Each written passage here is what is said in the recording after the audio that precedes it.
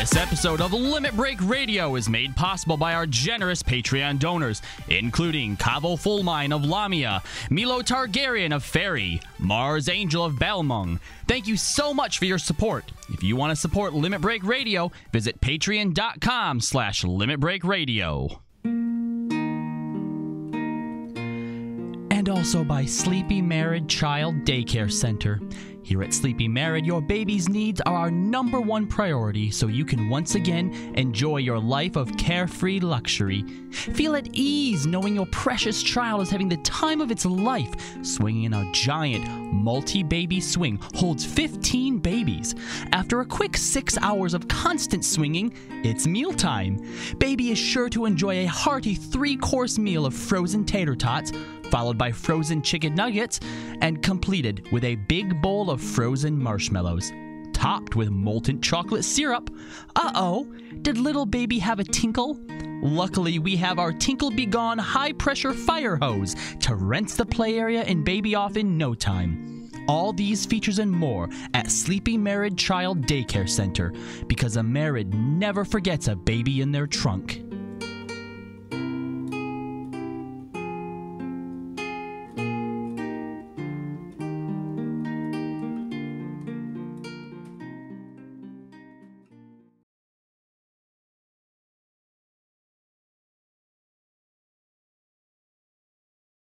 Live from Eorzea. Limit Break.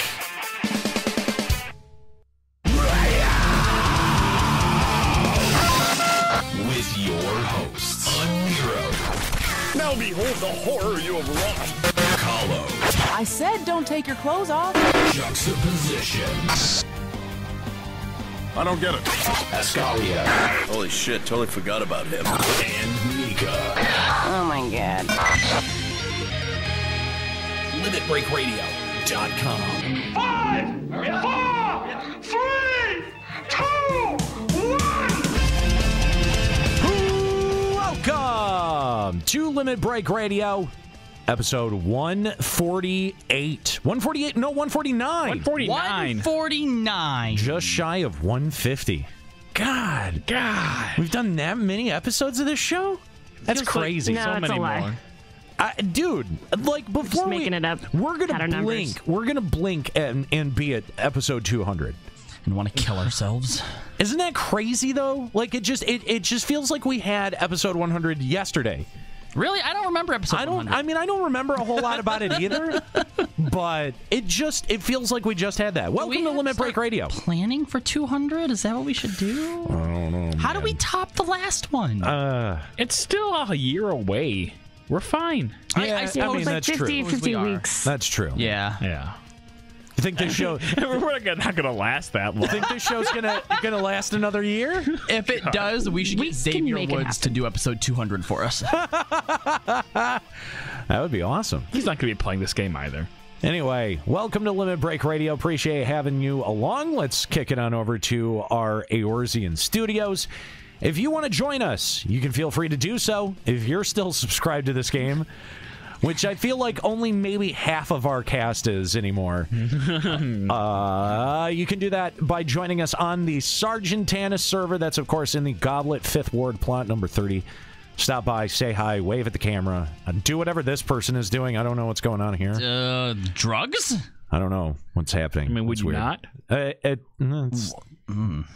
Anyway, and of course, feel free to give us a call. Limit Break Radio on Skype, 810-515-8715. Episode 200. You could change the name of the podcast.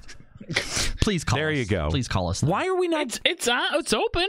Is it? Are the alerts showing up? Yeah, showing up. Really? Yeah. I didn't hear anything. Yeah. There's no audio coming heard in it. from them.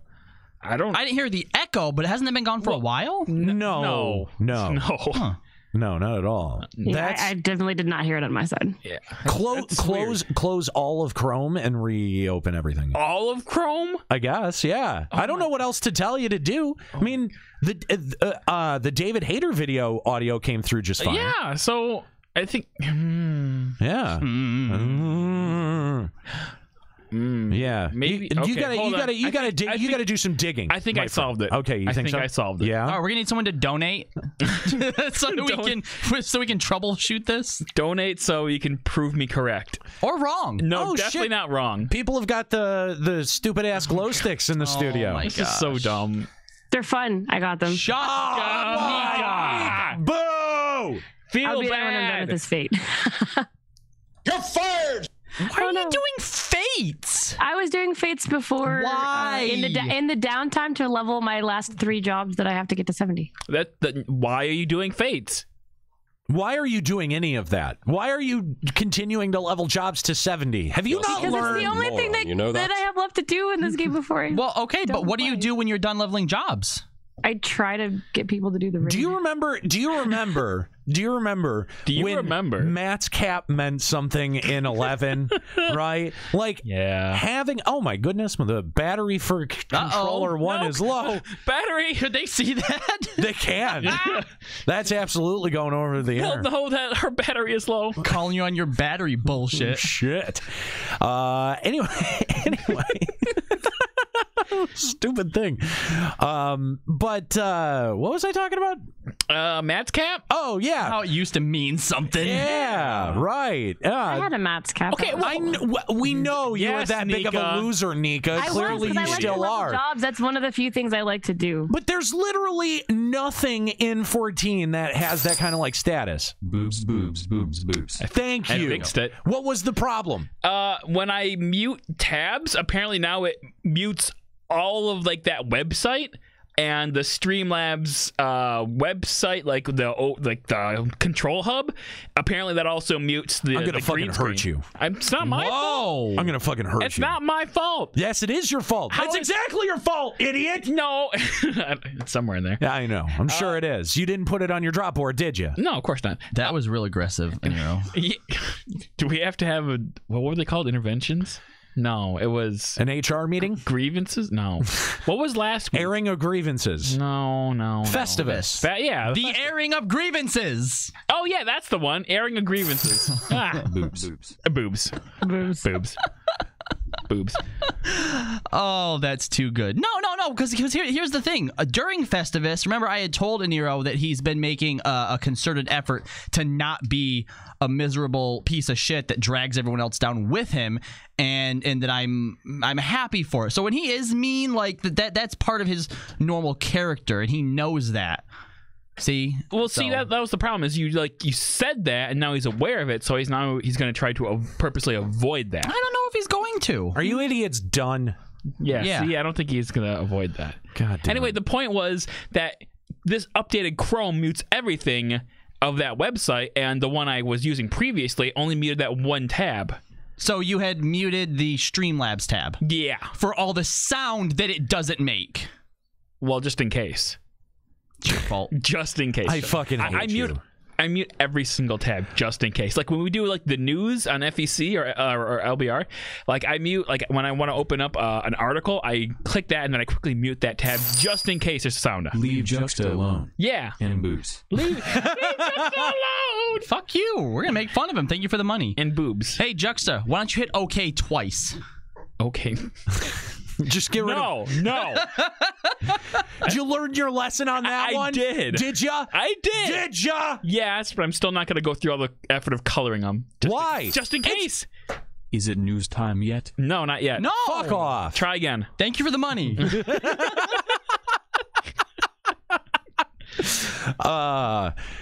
Seriously though, it's your responsibility to learn the new equipment. Yeah, but now I'm scared of it. Isn't there a way, like you color code it, save it elsewhere, so in case you do ever accidentally erase it? All he has to do is just save it once. That's all he ever has to do is just save it once. What if I save like each palette like 3 times just in case I overwrite one of them?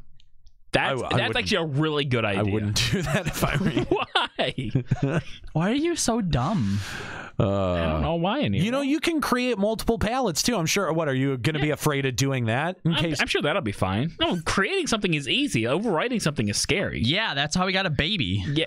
I didn't overwrite anything. No, you created it. Oh yeah, it was easy. Wow. Didn't need to know that.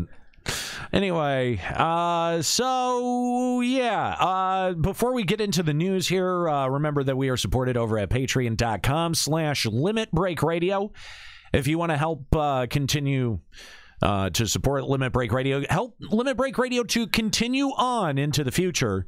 At least for as long as we can be bothered to continue logging into this game. Yep, the Nariko created postcard is going to be going out probably tomorrow. Very cool. Sorry y'all missed out on that. It's probably the coolest postcard so far. Yeah, it's pretty awesome. Legit, it is pretty great. And if you want the Kahlo one, it's coming out next. So make sure you head on over to Patreon and donate. Make sure you unsub and then resub $20. When's the Juxta one coming out? I've already seen the preview of the Kahlo one. It's exactly what you expect. And awesome. So bad. Yeah, it's pretty. No, there's boobs in it. But tastefully, you don't have to worry about your neighbors who are really Christian getting it. Unless they think ill of furries, because there's technically Makote in it. Okay, all right, this is... Anyway. To be fair, everyone should think ill of furries. I mean, they should. Yeah, definitely. Yeah. I think Nika might be next. Cool. To be shamed? No, after the Kahlo one, I think is Nika. Oh my gosh! Then you. Why? Okay, it's fine. because you want it that bad. Fine. That's what. No, you're last. Yeah. What? And now the Kooky Ascalia one goes before you. There you go. That doesn't even make sense. Yep. They're not on the show. Yep. Wait, Kooky helps with every What episode. do we want? Unfair. When do we want it? Change. Thank you, Juxta Fan Club. I appreciate that. It's a really weird drop to have assigned. Like, I'm just saying. It's not that weird. It is. It's probably actually labeled as my weird. fan club. It's labeled as find a way to use this somehow. Check that off the bucket list. All right. That is not supposed to be the point of that palette. That palette is supposed to be the ones that you use most often. Yeah, I use that. No, you have never used that once. I just used it. Once. Once. That's the only time you've ever used it. Is that now a staple of your drop repertoire? When I was putting because to be fair, I had put the first page together that he had annihilated. When I had put that together for him, I was very confused why that was one of the drops that you wanted on there. It's like, I don't know how he's going to use this, but I used it. Now it's a staple. It is not a staple. That's not what a staple is. A staple means that you use it all the time. Your most commonly used stuff. A staple is something you use to attach papers to each other. Oh my god, a staple is what I'm going to drive through your fucking forehead if you don't shut the fuck up. Aim for his eyeball. You're so aggressive. Unbelievable. I like that, Daddy. Oh. Anyway, patreon.com/Limit Break Radio is how you can support the show. Make sure that it continues on if that's a thing that you want. Yeah, I guess let's check out what's going on in the news. This is a Limit Breaking News Update. So a few players found a pretty interesting bug that let slip through the old quality assurance branch. It seems that if you were to hand key or macro in the level 1 limit break from Squadron's Unger Max with at least one bar in the limit break gauge, it would work in any content. Now this was pretty incredible because it also buffs party damage by 50%. However, Yoship and the team found out about it and quickly patched it. But now they seem to be looking into reports that the exploit was actually reported over 6 months ago. What? Yeah. 6 months ago? Well, that's what was translated. Nobody Yeah. really knew about it on a big level, so they're probably like, oh, what the hell? Who cares? What do you mean? Hang on. What do you mean nobody knew about it on a big level? Well, because none of us. Okay. Nobody posted on Reddit. I just heard about it like last week. Yeah. Like I think somebody found it, reported it, but didn't spread it to the community, I guess. So they're probably like, we can just let it slide. Yeah, but I mean, like, hasn't community sources done this before, where they found an exploit and then they shut down all conversation about the exploit? I mean, yeah. Didn't that happen when people could use the Pommanders for Pals of the Dead and other content like PvP and stuff? I recall something like that. Yeah. Yeah. So I mean, like, isn't the community somewhat responsible for this, like, being in the game for like 6 months, but not being spread very wide. Like, whoa, no, I'm gonna blame Square Enix because No, because they probably wanted to keep it secretly so they could beat the raid content with it. See, exactly. Okay, here's the question then. If you find a major game-breaking bug, obviously someone reported it. If there were reports that it got filed 6 months ago, okay. It's then, once it's been reported once, on Square Enix, unless you think that the players should then start spreading it outside of the game to bring more attention to it? Yeah, it's sort of like, it's like one of those things that it's like if you shut down any conversation about it, then yeah, like that thing can go undetected for like 6 months. That happened in 11. Somebody had just mentioned that in the chat, that it happened in 11 with sandworm duping. So yeah, there were sandworm dupes. So I remember the salvage dupes. Because there were sandworm duping. I did a lot of duping and exploits and salvage duping, and I've never heard of sandworm duping. I didn't do any of that actually. I remember the sandworm duping. And I actually specifically remember the reason that it wasn't so widespread is because, people were specifically trying to keep it quiet in order to use more of it. Wasn't it that if you dropped Hardy just before it died, everyone got drops from it, basically? That's irritating. That sounds like salvage. That's irritating to me. No, that was something else, I think. Salvage was you dropped your alliance and everyone in each party got their stuff. Yeah. Well, you only go into Sandworm with, I think, a single party, but it was a similar thing. I think it was an alliance. As long as you were formed up, you'd get pulled into Sandworm. But it was a very similar thing. So the question is then, though, if this has been there for 6 months, is it possible that people have used it for stuff and we just don't even know about it? Maybe this is the reason the Spaceys were able to world first. I don't know about that. I don't know. Don't accuse them.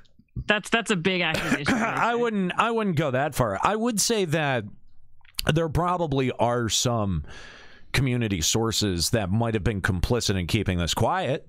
I wouldn't know which ones because I'm just simply not plugged into conversations like that. Well, didn't Square Enix have something I feel like this happened once before where there was an exploit, but Square Enix didn't want anyone to know about it, so they were like, hey, don't tell anyone about this. Maybe this happened in Final Fantasy XI where it was some kind of selling items to a vendor for more than what you bought at price, and Square Enix didn't want anyone to know about it, so they shut down all communication about it.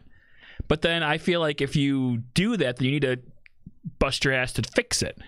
I feel like it would be quicker to just fix something than try to be all right, let's shut everything down until we get it fixed. Just get it fixed. Yeah, I feel like this is just all on Square Enix's fault. Yeah, because they fixed this one up pretty quick from the time that I heard about it and tried to do it myself just to see. It was ultimately, it's on Square Enix. Yeah. So I don't know why this didn't get fixed for 6 months. Allegedly, they're looking into the claim that it was reported 6 months ago. Yeah. Reported where and by whom? Yeah, how do we know that that's who's telling us it was reported 6 months ago? This was a fan translation from a Yoshi post in Japanese. So Yoshi would actually post, we've known about this for 6 months. I don't feel like he would be that obvious. No, allegedly, I think what he's saying is that someone's claiming that this was reported 6 months ago. He's going to fire whoever ignored it. It must not have reached me or my team, so we're going to look into it and find out if it was, why it didn't get to where it was. And then fired their person. Yeah, no, no talks of possible, as far as I saw, bans or temp bans for potentially using it in any way. Maybe that's because it doesn't really matter because everything is worthless in this game. But we finally got it doesn't matter. They're gonna put out the next patch, and none of that gear is gonna matter anyway. So we finally got a hard confirmation date on when we'll get our hands on the Forbidden Land of Eureka Animos. Along with it, we're also gonna get more Hildebrand. March 13th, though, is when we'll get to plunder the depths of Eureka and, I guess, do more Hildebrand. Kotaku even actually did a small article about it. So. Basically saying all the same things that we've said prior to it, so don't worry, we're ahead of Kotaku. What do you guys? You guys still excited? Yeah, I'm coming. I mean, March 13th is actually fairly close. That's and I'll have off 9 days. 9 days away. Yeah, so we have one more episode Actually, next episode we might have pre-patch notes. Yeah, we might. Possibly. Yeah. Okay. And then the week after that, we'll have Eureka Disappointments. That's possible. I mean, that's distinctly fucking possible. You know what? I really don't want it to go that way, though. Are you guys going to be committed to actually giving it a try? Oh, You know yeah. what? Okay, here. I absolutely will. I'm going to try to get that Tuesday off, but I'm actually going to try streaming this new content just so I can have my pure, unadulterated opinion, first look on stream, and for everyone I'll stream it with you. Yeah. I'll be home. I'm sorry, we're full. Party's full. Juxta and Aniro, because Aniro, you're excited for it. You're hoping that they're going to turn this around. Yeah. Juxta, you are expecting more disappointment and trash. Are either of you willing to make this interesting? I'd be up for it. I mean, what do we... Yeah, let's start talking with your words before I say any other words. I mean, you guys, I think it would be on you guys to help come up with the terms of said bet. Yeah, whether or not it ends up being good or disappointing. See, that's the... That's so subjective. Hey. I don't make bets on my hopes. I make bets. I make bets based on information. Yeah. Based on information, track record, and fucking standing history, I'd be on the other side of this. I'd be going, yeah, no, this is gonna suck. My hope and my what little optimism I have left for this game aren't enough has been placed on Eureka. I'm not willing to put fucking money or my body on the line. What if?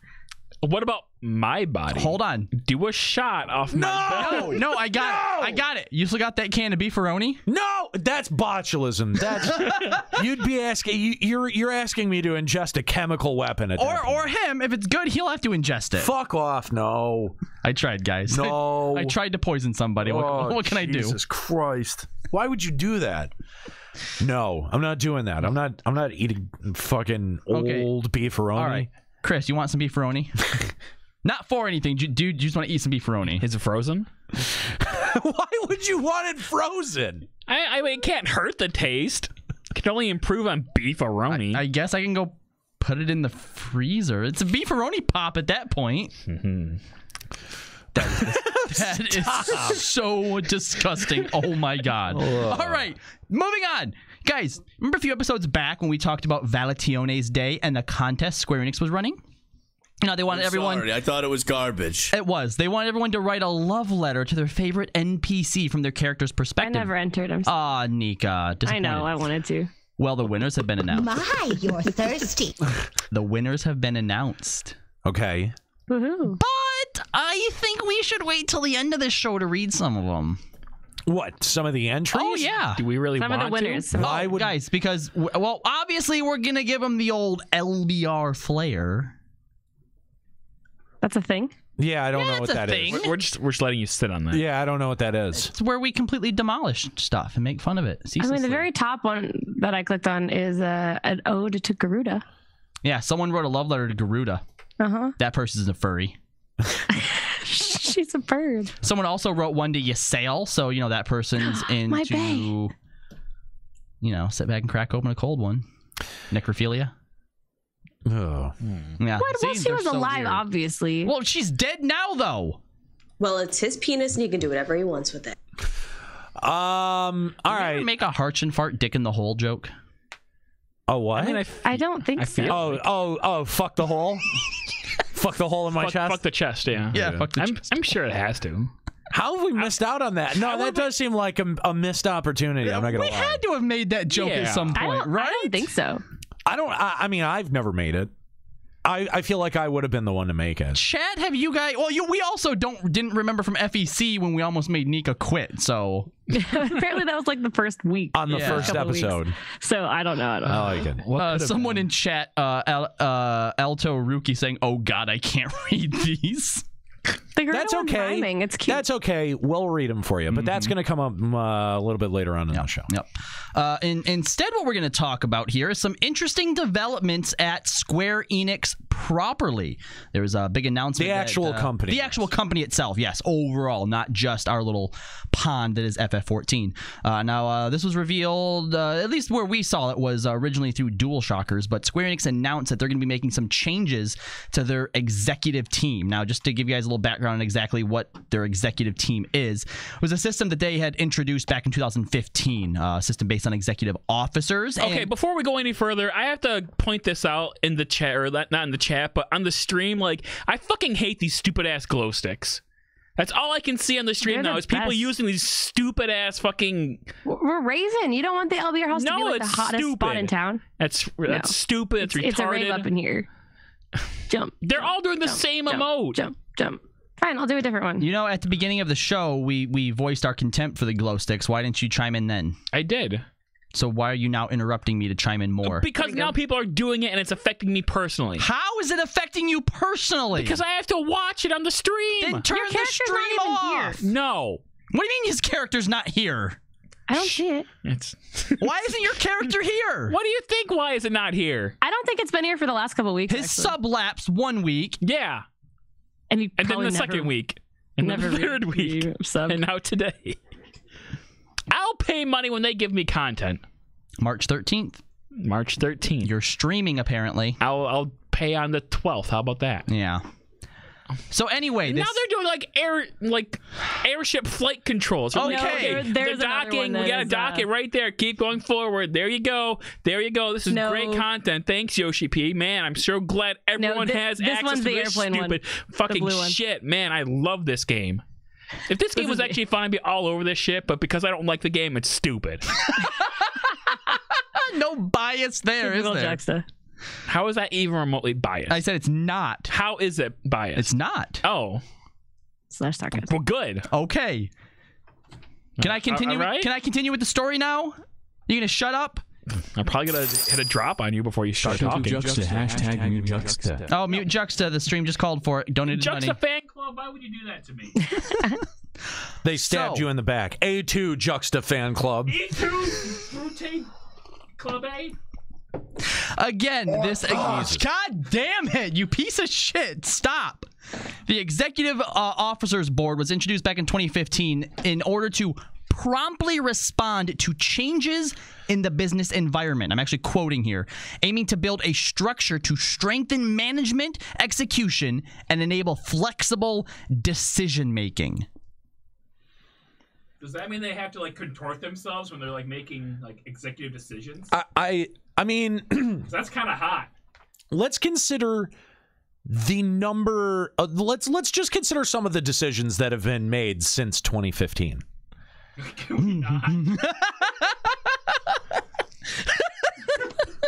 Do you really want? I don't even have to list anything.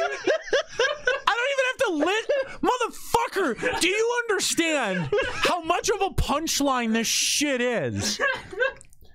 When I don't even have to explain the litany of dumb shit that has happened out of Square Enix since just 2015 alone. There was the car. There was the ungodly priced bottle of wine. There was Final Fantasy 15 and everything associated with it. Final Fantasy 7 remake coming in episodic parts. Yeah. Allegedly. Putting the Chrono Trigger, the mobile version of it on Steam. Mobile version of FF9 on Steam. Do we even need to continue? Like, there's just been bad decision after bad decision in just 2015 to 2017 alone. Wasn't 2015 the year that Record Keeper came out? No. Double check for me. No, just double check for me. All right, so let's talk about some of these. It may have been. Yeah, let's talk about a lot of the mobile versions have come out in that time. Okay, no, it came out in 2014. In 2014. We got it in 2015 then. And we got it in 2015. Yeah. Okay. That was a good game-ish. It was better than 15. I mean, granted. All right, thank you. Still very predatory, though. I fell victim to that. The Sims crossover in 15 alone. I'm going to throw up again. He's crying. What is that? Nika? Nika, explain this. I feel like I need to hold you accountable for this. This is all your fault. The Sims crossover. The Sims crossover in FF15. God, I haven't played The Sims since like forever ago. So would you want? I mean, do you want to dress Noctis in a fucking I don't furry think from the suit? pictures it doesn't look like Noctis. It looks like the Comrades expansion. But either way, you only get this if you buy FF15 through Origin. Oh. Don't forget to enjoy our tasty snack cakes. Visit your local vending machine now. Now I'm hungry. Thanks, Mrs. Fresh. But I don't know anyone who buys games through Origin. But I think you have to buy the game through Origin and also own The Sims 4. What? That's even That's worse. how you get it? Are you sure? That's what I read. So I don't think that's accurate. How do you buy Final Fantasy 15 through Origin? The Half-Life outfit is only available, I think, if you buy it on Steam. Yeah, so buying it on Origin. Oh my God, that makes sense. But nobody buys games on Origin. Like anybody who uses Origin uses it because the games that you buy physically force you to download it. Yeah. Like, I don't think anyone buys games on Origin, so we probably will not see this costume in the game, which will tell them we don't want it. If Final Fantasy 15 was a good game, and it was online, and I liked it, and people could Comrades watch me online. be as a stupid asshole Sims character, that's the only reason I would ever buy this. But just so you could watch your chat get really angry at you? Just so people could get mad at me, yes. But since none of that will ever happen, like... Can you...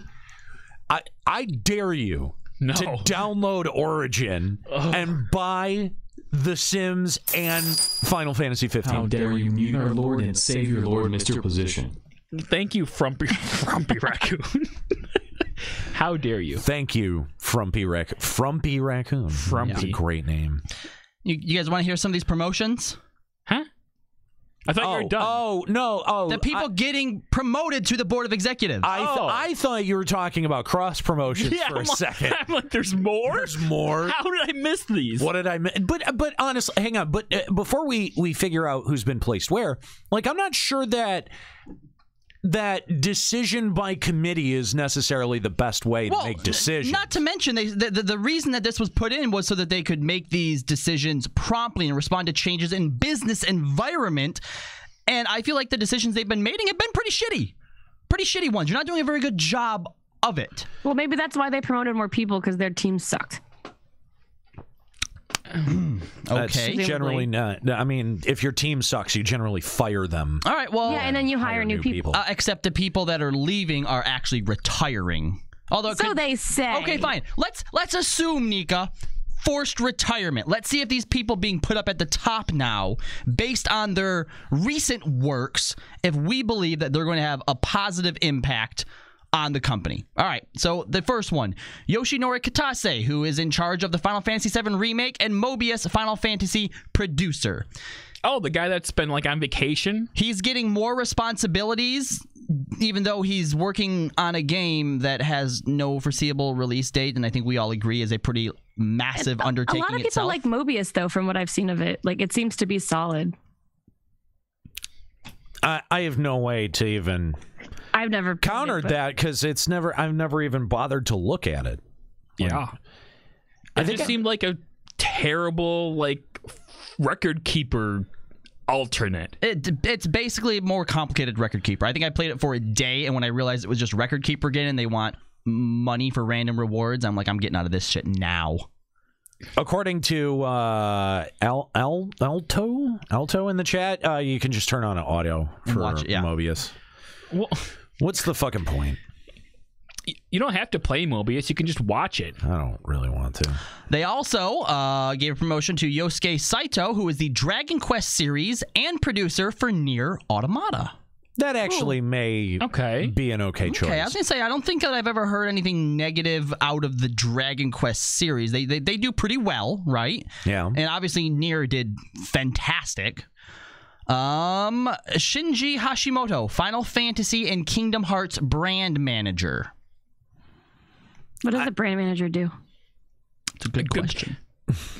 Manages the brand, I would assume. I mean, I don't know what that means. Approves the Mrs. Freshly's marketing production. Oh. Yeah, I would think that, like, that's the thing.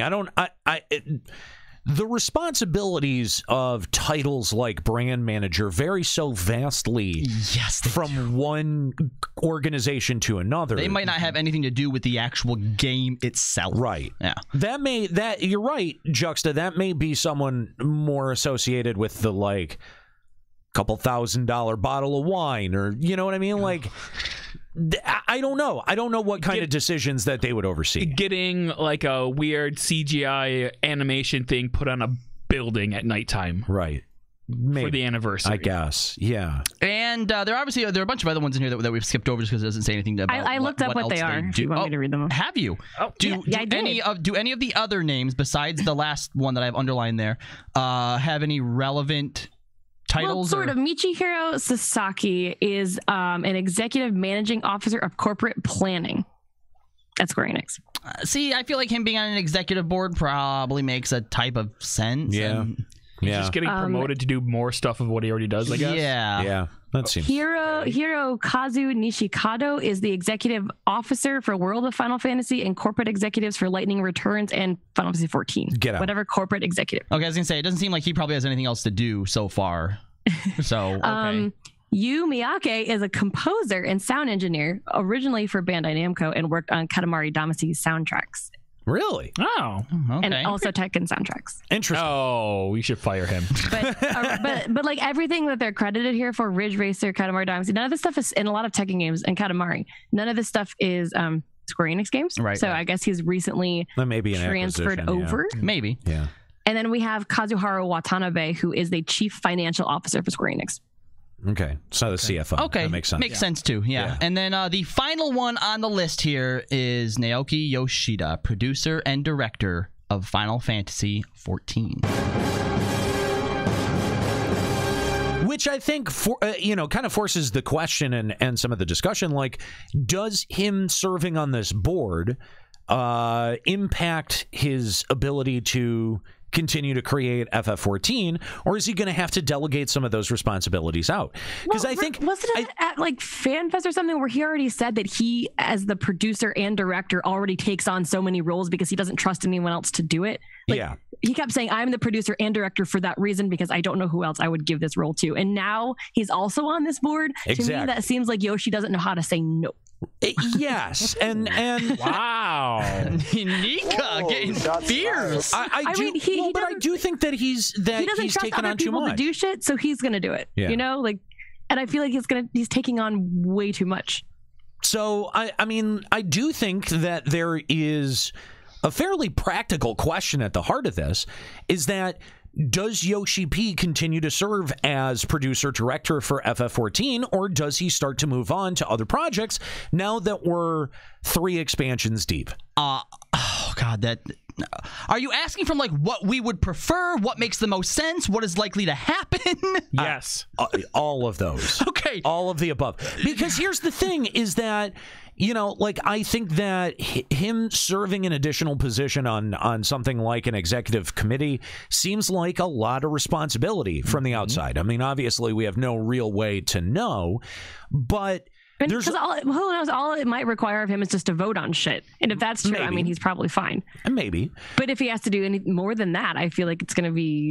Also, keep in mind, though, this isn't just like, the executive board for, like, a branch of Square Enix, this is for the entire company now. So whether or not he is just being called to vote on something every now and then, Square Enix is a big company. There's a lot of stuff going on there. Dude, I mean, for a while, I was given some additional responsibilities at work that would force me into some meetings, and I was like, no big deal. I'll be able to do it. It was like maybe 3 to 5 hours more every week that I had, and I ended up, I couldn't do it. I feel like every other message that I get from my girlfriend when she's at work is, why am I in this meeting? I don't have to be here. Yeah, wasted time. There's that too. Yeah, and so when FF11 started to really change the most from where it had started, right? Like, I think through all of Treasures of Odd Urgon, the core of Final Fantasy XI stayed pretty much the same.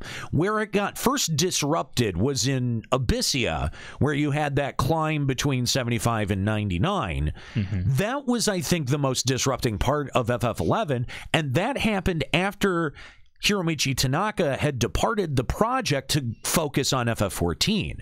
So would somebody else coming in to helm FF14 bring some fresh perspective to the project? Wouldn't hurt it. I don't know. It might. It might. How?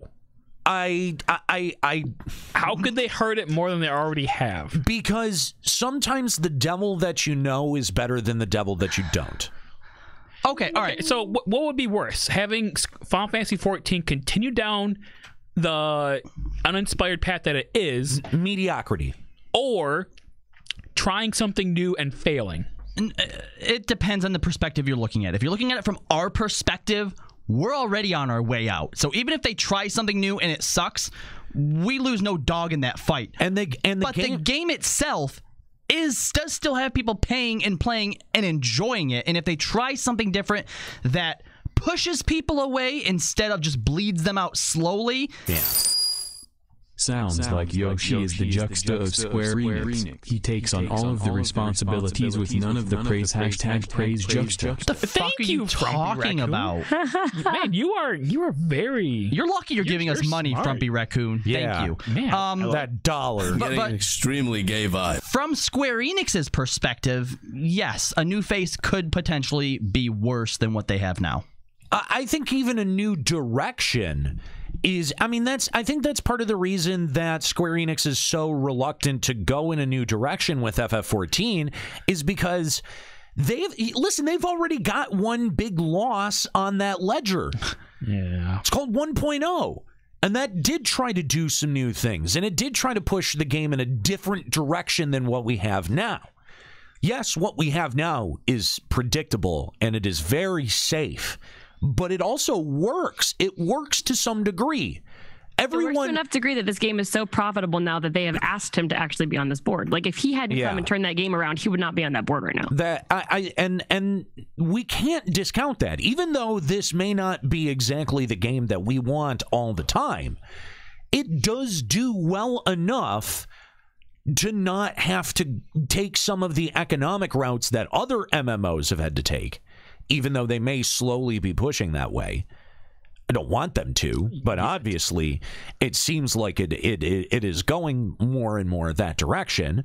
So, I think that it's a valid question to ask. And then if he does end up stepping down, what happens then?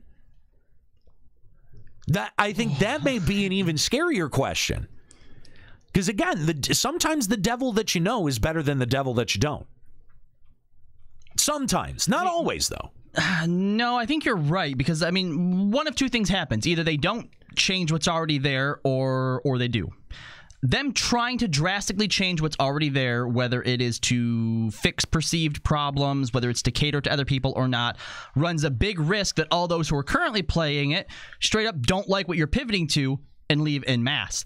If you try to keep it the same, whether or not you think you're being true to the original vision or you're doing the same thing that Yoshi was doing, you still run the chance of little by little ruining it, whether that's, from cutting out content here and there or, again... Hashtag LBR for XIV director. I would not. No. None of it. No. I could do that. You don't want that. I could do that. No, fuck off. Point is, though, even if someone came in and didn't want to quote-unquote change it, it could still end up changing drastically from what it is that Yoshi P is doing with it now. That's fair. That's fair. I think anyone coming in, is going to have a disrupting effect on the game itself. But is that disruption needed, right? Like, there's always a kind of painful time when you have a changing of the guard where, you've got to kind of get used to the new rule, the new master, right? But, and that can sometimes be painful and chaotic. But, you know, like, it's happened before. Plenty of games that are ongoing, persistent worlds have done it. Is it time for FF14 to get a new director? I mean, I think that's a valid question. If you want to give us a call, Limit Break Radio on Skype, 810-515-8715, limitbreakradio.com/Discord. Let's go to our phones, talk to Duke Burden of Cactar. What's up, Duke? Hey, what's going on, guys? Can you hear me okay? Yeah. What's up? Awesome. So I just wanted to go over a subject that has been gone over a ton of times on LBR. Oh, good. But I wanted to give you my perspective on how boring this game is. Okay. So I've been playing 14. Let's see. I started at 2.0. I quit at 3.1. And my girlfriend and I decided we wanted to resub, let's see, back in December. So we had a 2-year break from 3.1 to 4.1. And basically, after 3 months, we are dead fucking bored again. Yeah. And it's just unfortunate that the thing that kept me more busy than Stormblood was trying to collect all the mounts and triple triad cards from Heaven's Word. So... But how could you be bored? Because they just added glow sticks with the event. Yeah, did you get your glow sticks? Why aren't you raving? Come join us in on our studio and rave with us. I don't have an answer to that. So let's see. When I played 11, I played for 6 years, and I was basically addicted. I did Sky, Sea, all the Land Kings, and I quit before Abyssia because I understood that the game was too much for me to handle. You were overwhelmed. Exactly. Because there was so much to do. Yeah. Anytime that I was not online, I literally had anxiety, feeling like I'm missing out on something. Yeah, like that item's going to spawn, I'm not going to get my shit, or someone else is going to bid on something else. And the thing is that I mean, is it impossible to build a world that can sustain both of those things? Yeah, there needs to be a happy medium, right? Like, because 11 was very overwhelming, and I don't think we need to go back to the level like where you're literally anxiety ridden because you're not on. Whoa, hold on. So you're saying you don't want this game to be like FF11? No, I thought we all wanted it to be 11. I want it to be a little bit more like 11, but not completely 11. See, I do think that there's got to be a way to kind of to find, as you guys were saying, that happy medium. And the thing is that, you know, like, reward structure plays into this. It's when we talk about reward structure, I think people think that we get very hung up on this, but the risk reward factor is something that is inherent to all games, right? It's at the core of every game, not just video games, but every game that you play, whether it's a board game or any kind of game that has rules. There's a risk reward mechanic in there. And if you don't have that figured out, then it's impossible to properly incentivize participation in any type of content. And so, Square Enix, the two biggest problems that I think that we've identified with FF14 is the repetition of content and the reward structure. And it feels like they could find a happy medium if they applied a bit more traditional game structure to FF14 and got rid of the idea that the game is supposed to be a constant treadmill. Yeah, I can completely agree with that. When I started in 2.0, I cleared the coils of Bahamut while they were relevant, and you know, it was fun because it was it was 2.0. It was, the game had just got relaunched. It was a rehashing of 1.0 and all that. And as soon as 3.1 hit, I had this sick feeling like, holy shit, everything is literally the same. It's going to be the exact same shit, yeah. Yeah, exactly. Like, every odd number patch is a catch up. Every even number patch is the eye level increase. And I was completely just disheartened, and I quit. I decided to just say, fuck it, I'm out. And I think part of the problem, especially in those initial patches and expansions, is that Square Enix lags behind on the new content that they promise, right? Like, Diadem didn't end up coming out till, what, 3.2? Was it 3.2 or 3.1? Because it got delayed. It was supposed to be there at launch. 3.3. That late? Because you had Diadem 2.0 too. You know what I mean? Like since you had Diadem 2 in there as well, I feel like there was some time in between that, and then you also had Palace of the Dead. Those were the two new features that we had gotten in Heavensward. Was Palace of the Dead and Diadem. And you didn't get them right out of the gate. You're right, I was wrong. 3.1. Okay, 3.1, right. So you didn't get them right out of the gate at the expansion, so anyone who's been playing up till now, like, they get the new expansion and you're just like, oh, there's new areas, there's some new enemies, okay, there's a new job, all right, there's a couple new jobs. I fight a dinosaur. Yeah, but like, you know what I mean? Like, to actually experience a different type of gameplay took an entire fucking patch. Yeah. And then when we got it, we didn't like it. DNM was fucking terrible. So it took actually until when did Palace of the Dead? It says Palace of the Dead. It took until Palace of the Dead for a piece of content introduced inside of Heavensward was accepted by the fucking community. 3.35. Jesus. Right, and then it took them until 3.5 to take down Diadem and relaunch it in 3.55B. So like that many patches went by, like 4 patches before they're like, oh, this sucks. Before they took it down and tried again. Oh my god. Isn't that kind of unacceptable? Like, for an MMO, right? Like, for an MMO, you want the expansion that you just put out. You would want that to contain something new, wouldn't you? And exciting. Yeah, not just new. To hopefully carry forward as well. Yeah, I mean, because anyone who had been playing previously. You're right, dude. You got this kind of sinking feeling like, oh, this is exactly the same shit. There's nothing in here. It kind of blew my mind that 2 years had gone by and I ate that content in 3 months. What the fuck? Yeah. Well, because once everyone's kind of caught up and keeping up on it, then the catch-up patches make no fucking sense. They make sense for newer players. I feel like there should be like 2 catch-up patches like every expansion. Not every other patch is a catch-up cycle. I agree with that. I mean, yeah. I think that there needs to be a more of a gap. Mm-hmm.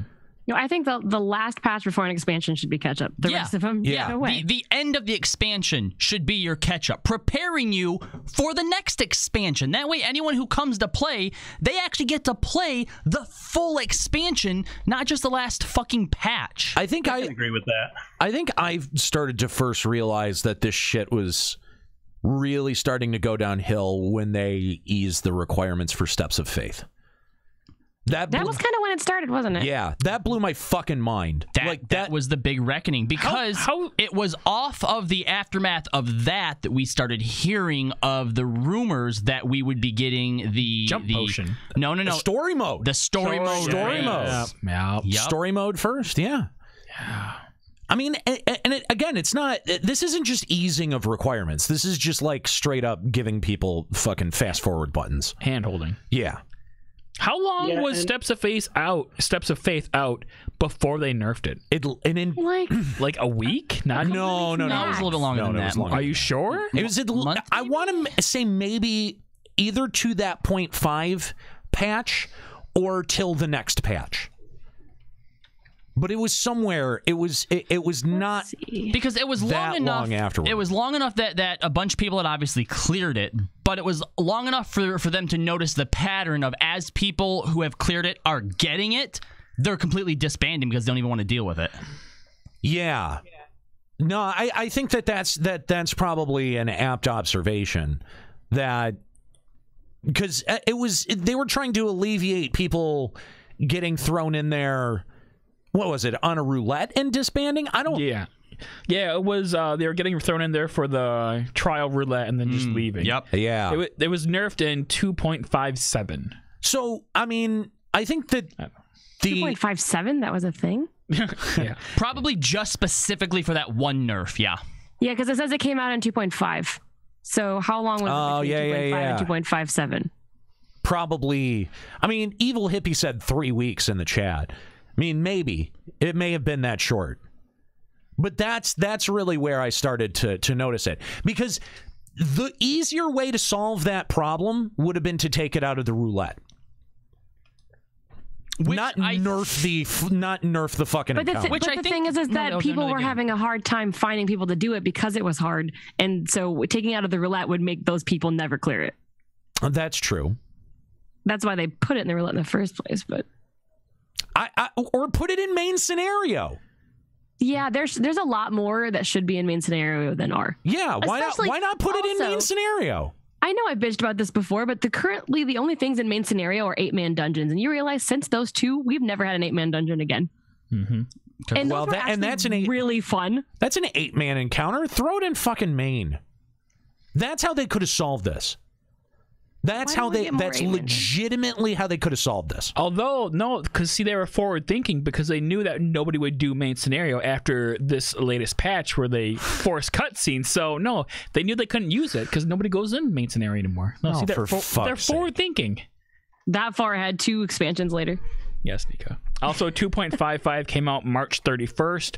2.57 came out May 12th. Okay, so there was a little bit of time. It was like a week, or excuse me, a month and a week. Yeah. So like 5 weeks-ish. Well, it came out at 2.5, not 2.55. So... Steps of Faith. Was it 2.55 or 2.5? No, 2.5. Oh, well, because there were two. They had split the end story in half, for heaven's word. Yeah, I'm looking at the Steps of Faith on Console Games Wiki, and it says 2.5 is when it dropped. Okay. All right, I'll believe you. And 2.55 was just the story where everybody died and then didn't actually die. And then 2.57 they nerfed it. Okay, and that was January 20th. Was 2.5. So there was like an entire. It was like 5 months. It was a long time. That doesn't feel like it was that long. It really doesn't. That was Salted Earth was the episode, and people still refer to that episode as like when they started. Like that is like I feel like a defining point before Salted Earth and after Salted. Yeah, in the Limit Break mythos, like Salted Earth is where so many people have their Salted Earth Flashpoint. Well, but the thing is though is that that's where we had started talking about Get Good. Really drew a line in the sand, right? Like and really that should have been Square Enix's line in the sand because people were having. Like people weren't queuing for it, but it's because it was tedious and long. You know what I mean? It's what it asked of you as a player was actually not that fucking much. Not at all. Not that fucking much. So the notion, and again, like, dude, if you were having problems getting people to queue for it, like all that would have required was like a patch or two so that people started increasing their eye level beyond it, and then it would have just been like it is Face now. smash. It would like you queue in if you get queued into Steps of Faith now. You know what I mean? It takes like 5 steps and the thing is dead. You can kill it without using any of the mechanics, and if you do, you kill it by like the second gate or whatever. Yeah. So what it asked of the players was not all that much. And what we had been saying by Get Good was like, listen, if this is the bare minimum that Square Enix expects of you, quit going to the fucking forums and complaining about it. Oh, well, and how can you sit there with a 1900 DPS on your tank and say that? Because Square Enix has clearly signaled that they don't give a shit about testing their community. They don't really care. They will acquiesce to the weakest of their community if they bitch enough. So why would we not be the weakest of the community? Why? What incentive do we have? Why test yourself against a system that doesn't reward you for testing yourself? What, you just want to prove that you have a big dick? I can just look inside my drawers. I don't need a video game to tell me that to validate my fucking existence. I don't need to try that hard at anything. There's only one thing that I care about that much. Oh, I care about you too. In this world, and that's broadcasting. That's making radio. That's making fucking shows. I like broadcasting. That's what I care about being good at. Right? And you are, by the way. But if that was but again, this was MSQ content. If the expectation is from the developer, you have to be this good in order to advance, quit fucking bitching and just fucking do it. That was our whole point. Now that Square Enix has basically said, yeah, there's no purpose in improving your skill at this game because clearly nothing means anything, then why bother? Why fucking bother? Anyway, Duke, thanks for the call. Appreciate it. If you want to give us a call, Limit Break Radio on Skype, 810-515-8715, limitbreakradio.com/Discord. If there was a reason to get good in FF14, I would. Yeah. If the MSQ was something like it was in Final Fantasy XI, where you had like COPs and airship fights, it was a reward. Something that made you feel hard. Yes, and it made you feel like a scrub if you hadn't done it. Like COP was so hard. There is nothing. There's quantifiably nothing in this game that can make me feel like a fucking scrub. Guys, what about Savage Raiding in Ultimate Bahamut? Nope. No. Why doesn't that count? Why are you discounting that? Because it hasn't mattered. It hasn't mattered ever since 3.0 hit. You want something to challenge you. That's challenging. Challenge without being rewarded is just fucking... The reward... Just putting your dick in a vice. The reward is doing... Just shove your dick in that vice even more. Have I missed any of these shitty-ass arguments that I can do in the weird voice? I think I got them all, didn't I? I think so. Okay. Mira says if FF14 had COP-type content, people would slit their wrists. Fine. Let them. We need a good purging. Especially because like people complain when things are too easy and they complain when they're too hard. Like this community is never happy. It's ridiculous. Okay, but here's the thing. Every community has both those aspects to it. So I think ultimately this does fall back on Square Enix. They should have drawn a line. And actually, they did. They did actually draw a line after Heaven's Ward when you know they had made the super easy Alex stuff, right? They're like, look, you guys wanted it easier, you made it easier, you didn't want it easier. So going into Stormblood, what you get is what you're getting, and we're not changing anything. So they drew a line. But at that point, it was too late. Yeah. You can't draw a line after you make the concession. Yeah. I agree. And you continue to concede. Yeah. It's fair. I mean, that's the thing. Words say one thing, but actions say, like... Actions speak louder than the words. Right. And I mean... Square Enix denied the jump potion right up until they announced it. Gave it out. Did the jump potion. Yeah. Right? Like... Yeah. Am I fucking crazy here, or because I feel like with the amount of heat that sometimes I get either through YouTube comments or Twitter comments, that it's like sometimes I sit back and I go, okay, wait a minute, am I being a little bit too hard on Square Enix here? No. And then they lie to our faces, and then I go, oh yeah, no, I definitely no, yeah, 100% no. No.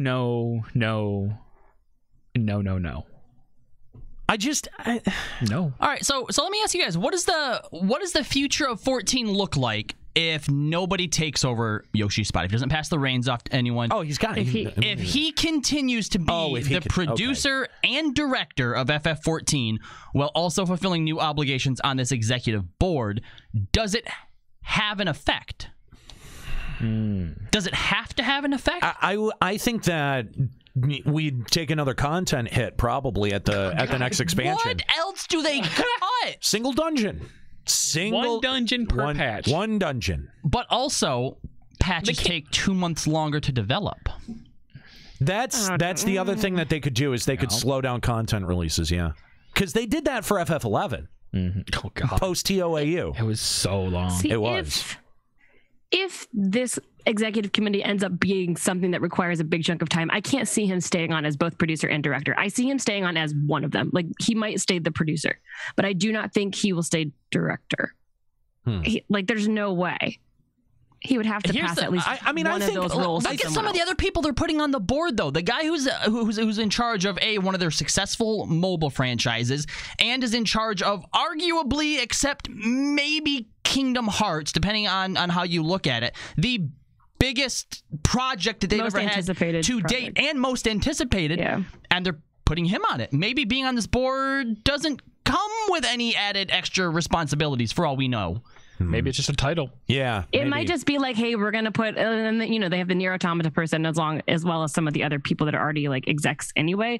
Like, it might just kind of be a, hey, we're gonna put all of the people on this board that have done something really well for our company in the last 3 years, 5 years, and like stick them on there just because. I don't know. It's kind of strange when you see like FF7 remake, Nier Automata, Final Fantasy 14. I mean, they are obviously picking people from all over the company so that they have a wide range of opinions and you know, people to talk to and ask these to. But I guess I don't see a bunch of people just either getting a chain like letter being like, all right, guys, let's vote on this. But I don't like if they're being called into me. It's like it's one way or the other. And why would they come up with this big fancy system if it's literally means nothing? I don't know. Corporations are weird, though. They are. You know, like, they're fucking stupid. Yeah. Let's go back to our phone lines and talk to Castrell Angora of Sergeant Tanis. What's up, Castrell? Hello. How's it going today? Pretty good. What's happening? First thing I want to say is, I think the last time I called into you guys was the reveal of Stormblood episode we did. Okay. Right on. And I totally called Doma being a dungeon then. You totally called what? Doma's not a dungeon. Doma Castle's a dungeon. Oh. But Doma has a lot of regions.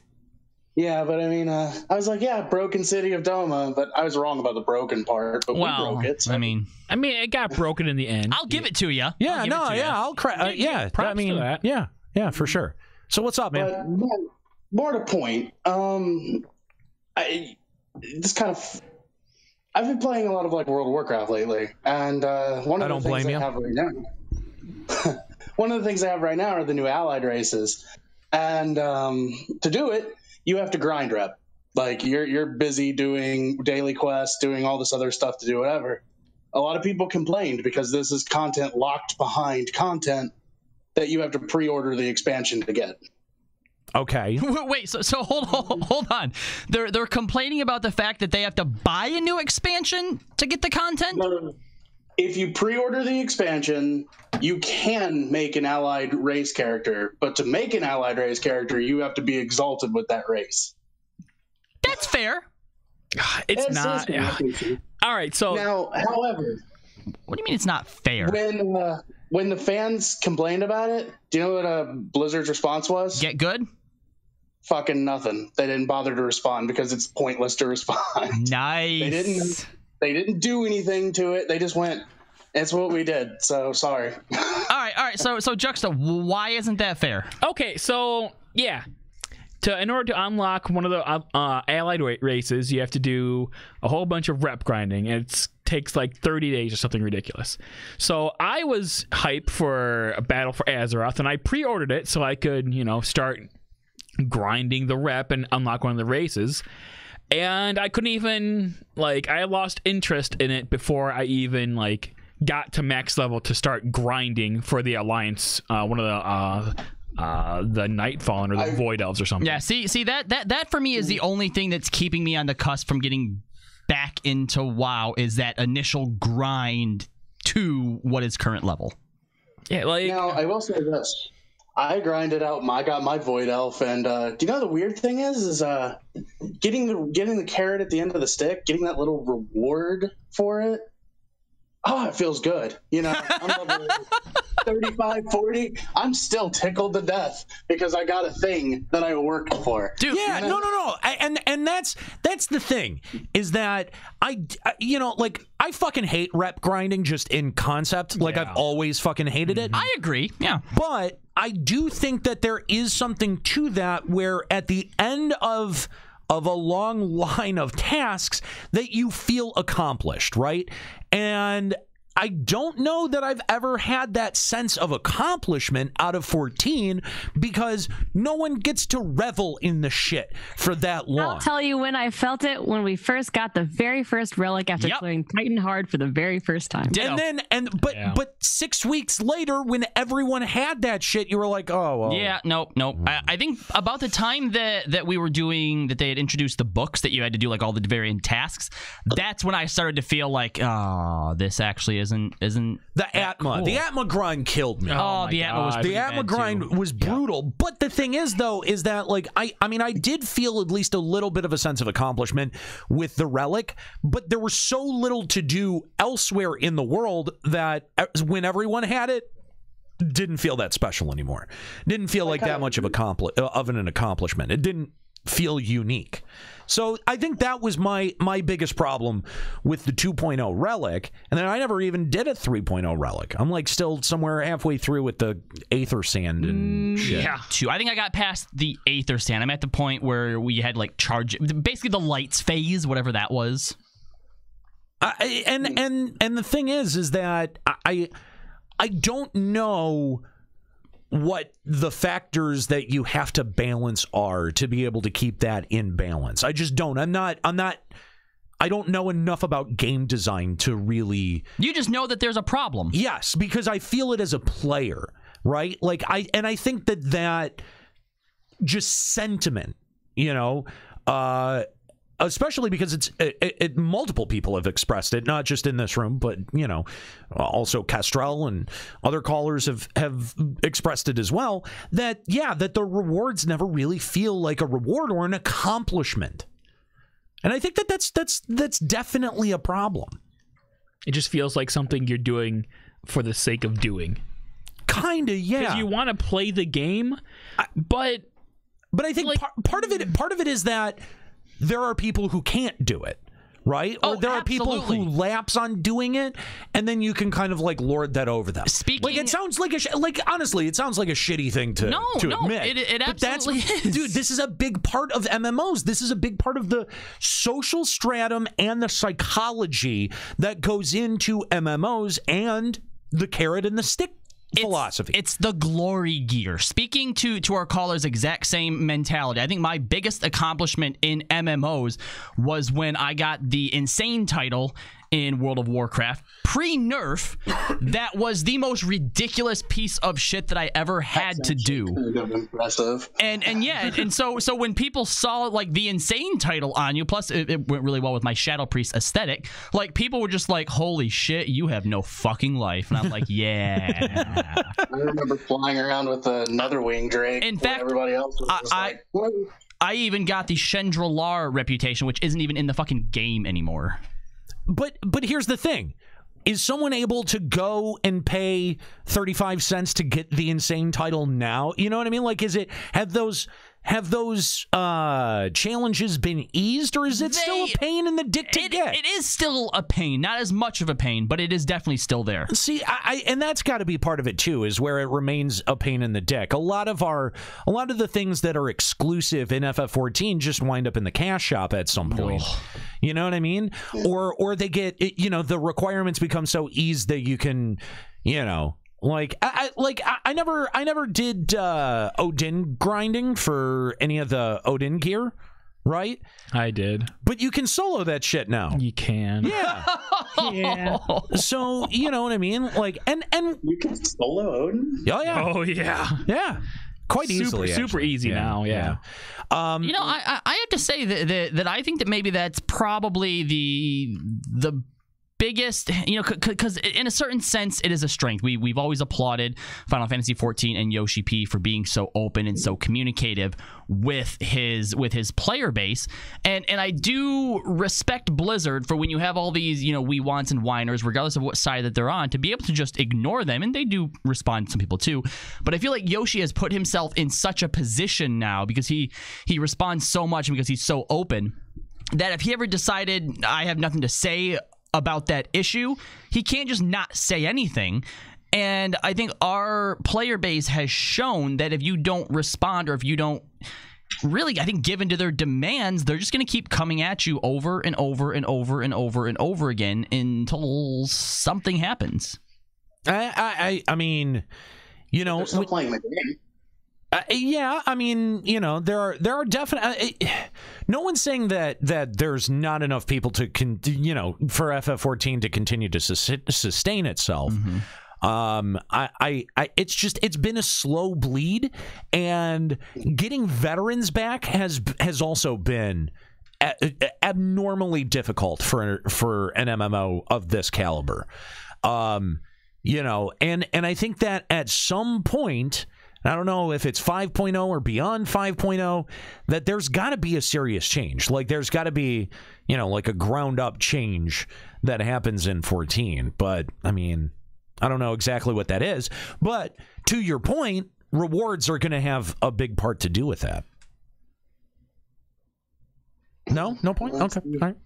Let's see what Eureka holds. I guess. Yeah. Fingers crossed. We'll see. I told my buddy I'd play it again when Eureka came out. After that, I haven't touched Stormblood very much. So. Well, you've only got 9 days, so you might as well fire that sub back up. Anyway, yeah, I've already logged in. So. Awesome. All right. Well, Kistrell, thanks for the call. We appreciate hearing from you. If you want to call us, Limit Break Radio on Skype 810-515-8715, limitbreakradio.com/Discord.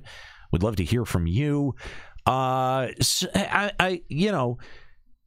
Would Yoshi P moving on from FF14 be the worst thing for FF14? I don't think so. And the reason why is if they bring somebody new in and he's told, don't rock the boat, just keep it sailing as it is, I feel like that shouldn't be too hard, right? They're already, as you said, we see that there's a slow bleed already. So you bring somebody new in, even if he fucks something up and just tries to keep it on course, I don't know that the drop-off would be any more noticeable than it is now. And if he manages to somehow steadily improve the game, then everybody wins, right? Right, but I also feel like in most games, the producer and director are not the same person. So that is also true. So if Yoshi steps down completely, we'd probably end up getting two people, or Yoshi stays on as one with another person as a pair of fresh eyes as the other role. And I think that honestly would probably be the best situation starting out with, so that way Yoshi still has a say in what happens, but not full control, because then there's somebody else on kind of a level playing field with him. I mean, I do feel like that. I do feel like, and they may have said this somewhere, that, you know, Square Enix and the FF14 development team has had a concept that they've been sticking to all the way through 5.0, at least in like a story sense. Right? Like, I do feel that Yoshi P probably does have an idea of where this story is going and all of these different pieces that are in motion, where that is supposed to culminate. And I do think that it's supposed to culminate somewhere in Garlemald. And I think that that's supposed to happen through 5.0. So I think maybe the more likely exit point is after 5.0. That was going to be actually one of the points that I wanted to mention earlier was I don't think he's going to be stepping away because of the way that, yes, he's talked about his role in the game so far and going up through 5.0. Yeah. But then at that point, because he's always talked about it as like, you know, when he was given the project, the way that he fixed and wrapped things up was through 5.0. They're very much still telling 1.0's story. So 5.0 would actually be the point where he would finally be able to do something, I think, that's all his own, right? Unique and original. Or start to do original stuff. And if that at that point hands it off, I mean, I guess I could kind of see it like he did his job, which was save FF14. And now that it's put sort of everything that has to do with 1.0 in the past, hand the reins off to someone new. I mean, I do think, listen, man, if they were able to reconfigure enough of the assets in FF11 to give it a second life beyond, because no one thought FF11 was going to last much longer than Wings of the Goddess. No one. Yeah. No one. Yeah. When Seekers of Alderaan got announced, everyone was fucking floored. Jaw drop. Did a heel turn. What? Like, it was... All of us did that, that's for sure. It was mind-blowing, because you're going like, how much fucking space do they have on the PS2? Like, there's no way. Mm-hmm. There's no way. So... I don't think Alderaan got released for PS2. It did. I think it did. It did? I think it did. Pretty sure. I thought they had dropped They ended PS2 support much more recently than you would think. Huh. Okay. Because they dropped. I thought they ended PS2 support long before they ended Xbox support, right? No, they ended console support at the same time. Because I know that I had Seekers of Alderaan for Xbox, for sure, 100% for sure. Our team's on it, figuring it out. Yeah. I'm looking. Go, Juxta. I'm Also looking. in the chat says it had a special PS2 release as a limited edition. Yeah, I'm 99% sure that it did come out on PS2. Dude, it must have fucking taxed that hardware so bad. Oh my All right, God. so 11 ended service for PS2 and Xbox 360 in March 2016. Boom! Sheesh. Boom, Nika. That's what you get for being a woman. Okay, I believe you. I'm not. Only? I don't know. No, I don't think that's true. But anyway, like if they were able to get another entire expansion out of 11, you don't think that they would be able to reorder or fix up FF14 and change the scope of what we're doing? To be fair, FF11 probably cost like $5 to keep alive at that point. So I think they had develop a lot of extra for? Are you Come on, shitting me? to keep it on. Yeah, but no, not to develop for, but like to keep it running. I think that the development costs in general were much lower for 11 than 14's right now. Just like to keep the servers up and all that kind of stuff. And then considering the fact that their subscription costs had stayed the same while their development costs overall have went down, I think they were probably making more money in terms of like what they needed to turn out for an expansion than 14 is. But 14, we're talking about like technical limitations. If FF14, I'm pretty sure 11 is running on a hamster on a wheel. That's my point, though, is that at the time, like with Wings of the Goddess, everyone was like, Jesus, there's no way that this thing can even continue. And then they like found new ways and reordered assets, and they just found new ways to be able to present content. You don't think that they could honestly do that with FF14 if they wanted to? I mean, like sure they could. They could. Mm-hmm. There's enough assets. They're motivated to. The system is malleable enough that they could if they wanted to. But they don't want to. No, they don't. Would it have to be a Cataclysm style like reset? No, they don't have to blow up the world again. I mean, they already did that once, right? I know they did it once, but that's because like it was a new engine. Calamities come in cycles. Like there's been so many of them already. That's also true. Another one's going to happen eventually. I would like to see actually what would be even better is if we because all right we failed, we didn't prevent a calamity. Okay, whatever. The world's still around. I would like to see us straight up fucking fail. The Asians win, and our world is consumed by darkness or whatever, and we have to escape to a new one. Wipe it all clean. Yeah, and then it would be kind of cool if like every third expansion there was a calamity, and because the next expansion we're getting rid of all that content anyway. See, actually, Nika, I think that would be cool to actually, instead of being warped through to the other side of a calamity like we were the first time, I think it would be cool. It would be much cooler to play through it. Yeah, like every third expansion is the next calamity, and we just play through it, and then everything's destroyed. Then by the next expansion is the beginning of the game past the calamity. Well, I think it would be cool to see the world change in real time. That drastically would also be cool. Mm-hmm. You know what I mean? Like I don't know how much work that is to like fuck up a zone calamity style.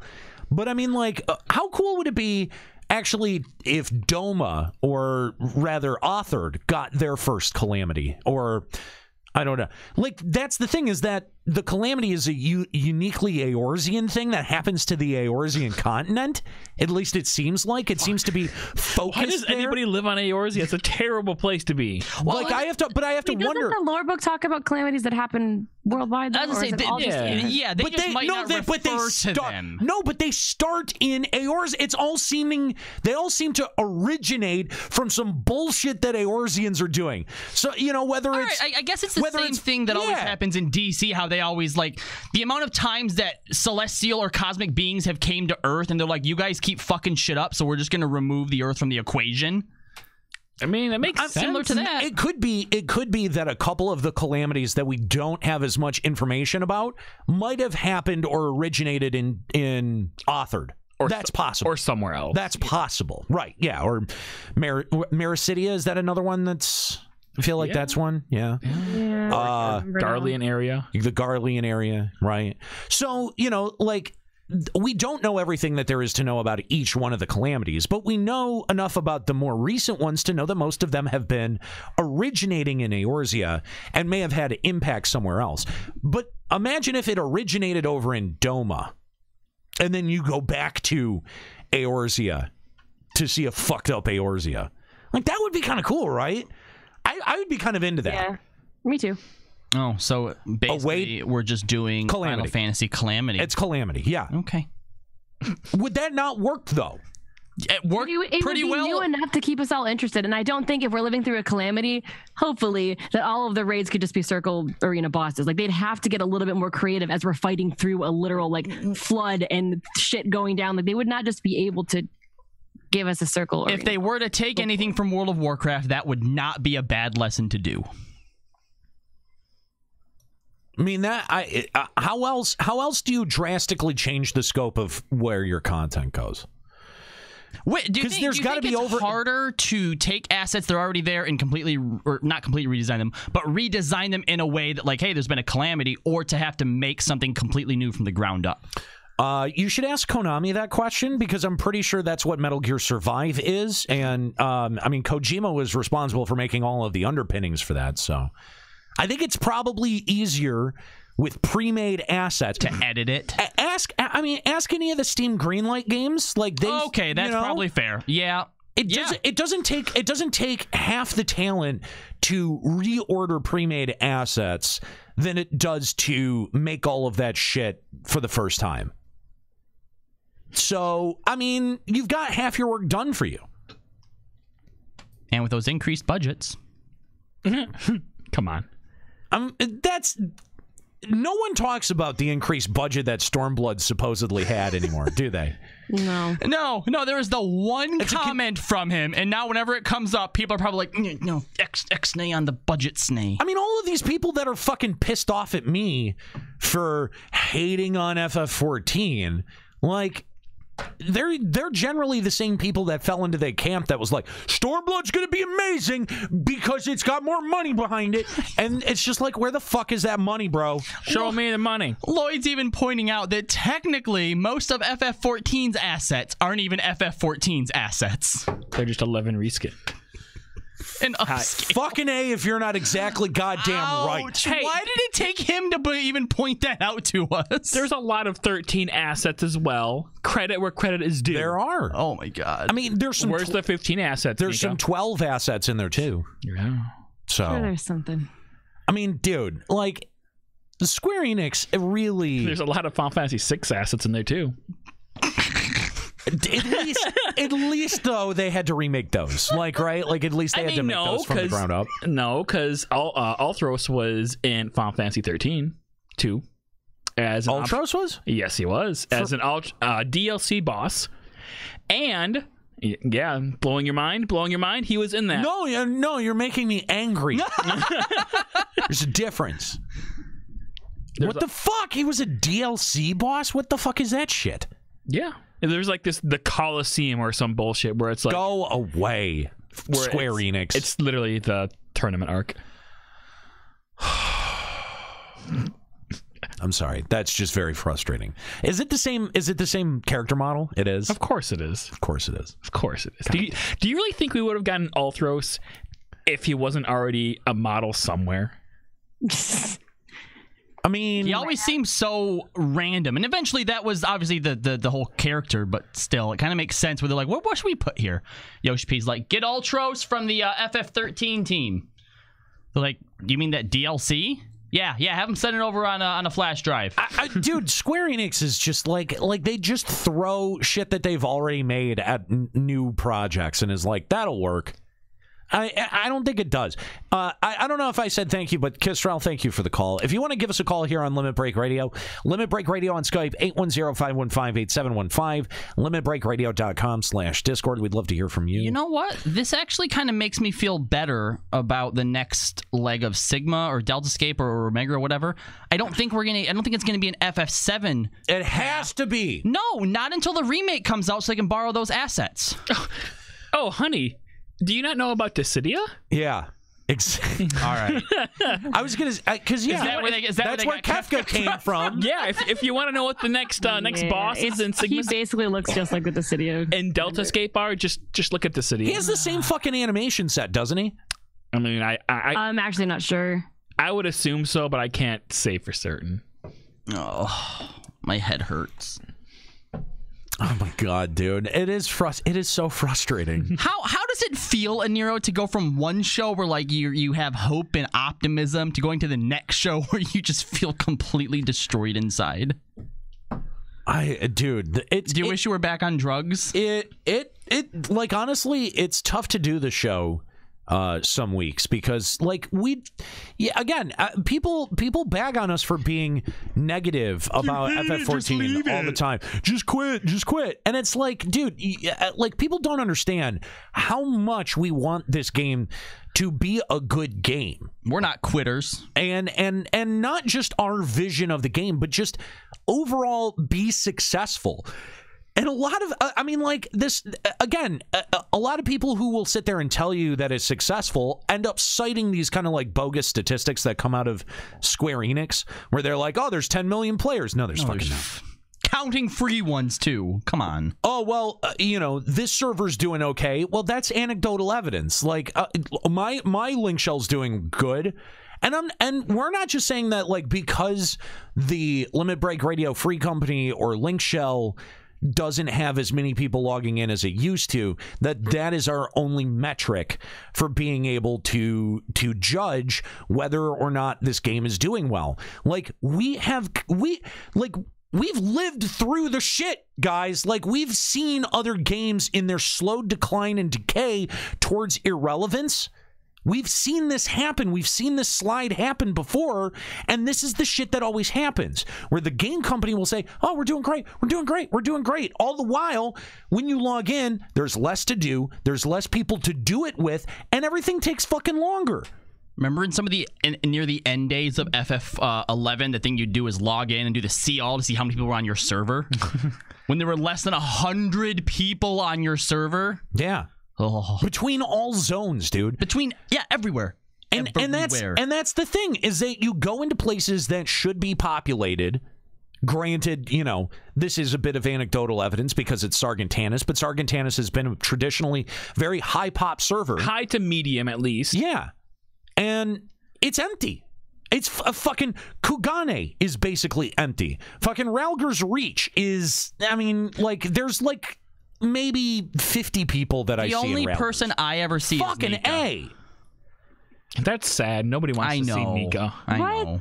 I'm the best. I mean, remember the huge crowds that used to be around Rowena? Yes! Not being able to find NPCs because there's just so many fucking people you have to wade through.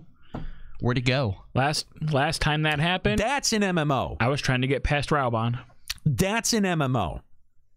This just feels like a single player game with online elements. And that bums me out. Because it's just like it's an overworld that has no consequence with instance dungeons, and that's it. Do you remember what the last overworld content we had was? Hunts. That was new? Hunts. That long ago. How many people did hunts in Stormblood? Not I. But they've just there's actually quite a few people that do them. I've been going to some of them, and there's a big chunk. But it's the same recycled shit, though. Like I think that was a good start, but the thing is that I don't know why they didn't realize, like, hey, Hunts was a really popular overworld content. It wasn't exactly what we were expecting when there was like 10,000 million people swimming after one boss. So let's take the overworld content and make one that works better. But they never did that. No. Clearly, people like the overworld content. They like the reward from it is good. They just need to make it. They were like, we didn't expect it to go quite this way, where it would lag every time you'd enter a zone with a hunt. So make one that's better. It's because they test everything in a 6-person fucking vacuum. It's amazing when you hear about the development cycle for FF14. It is fucking stunning how little effort they seem to put in to testing the limits of the shit that they make. And that's why everything, I think, ends up feeling very much the same, because you've only got the same pair of eyes testing through that material. Like, that is monotonous to me. All the content in FF14 right now is incredibly monotonous to me. That's why I'm so hopeful about Eureka. That's why I want Eureka to be a different style of play altogether. And it may not. I just... The elemental wheel... I don't even know anymore. ...has to be the start of the system. It's got to expand out, right? It's got to have more than just the elemental wheel and then tough monsters. Right. Because if it's just elemental wheel plus tough monsters, how is that going to hold anybody's interest? Well, and some mobs, you know, like it's 144 people that can be in the zone, right? Like... Oh, yeah, because it's like an instance duty type of thing. Yeah. So it's like, okay, if you have 144 people in, like what is the max expectation that they're going to be placing on us for some of these high level notorious monsters? Is it going to be 70 people participating? 50? No. I'd have to say probably just how could they alliance. My point is, how do they test it? If they want more than an alliance, how the fuck do they test for that? Use numbers from hunts.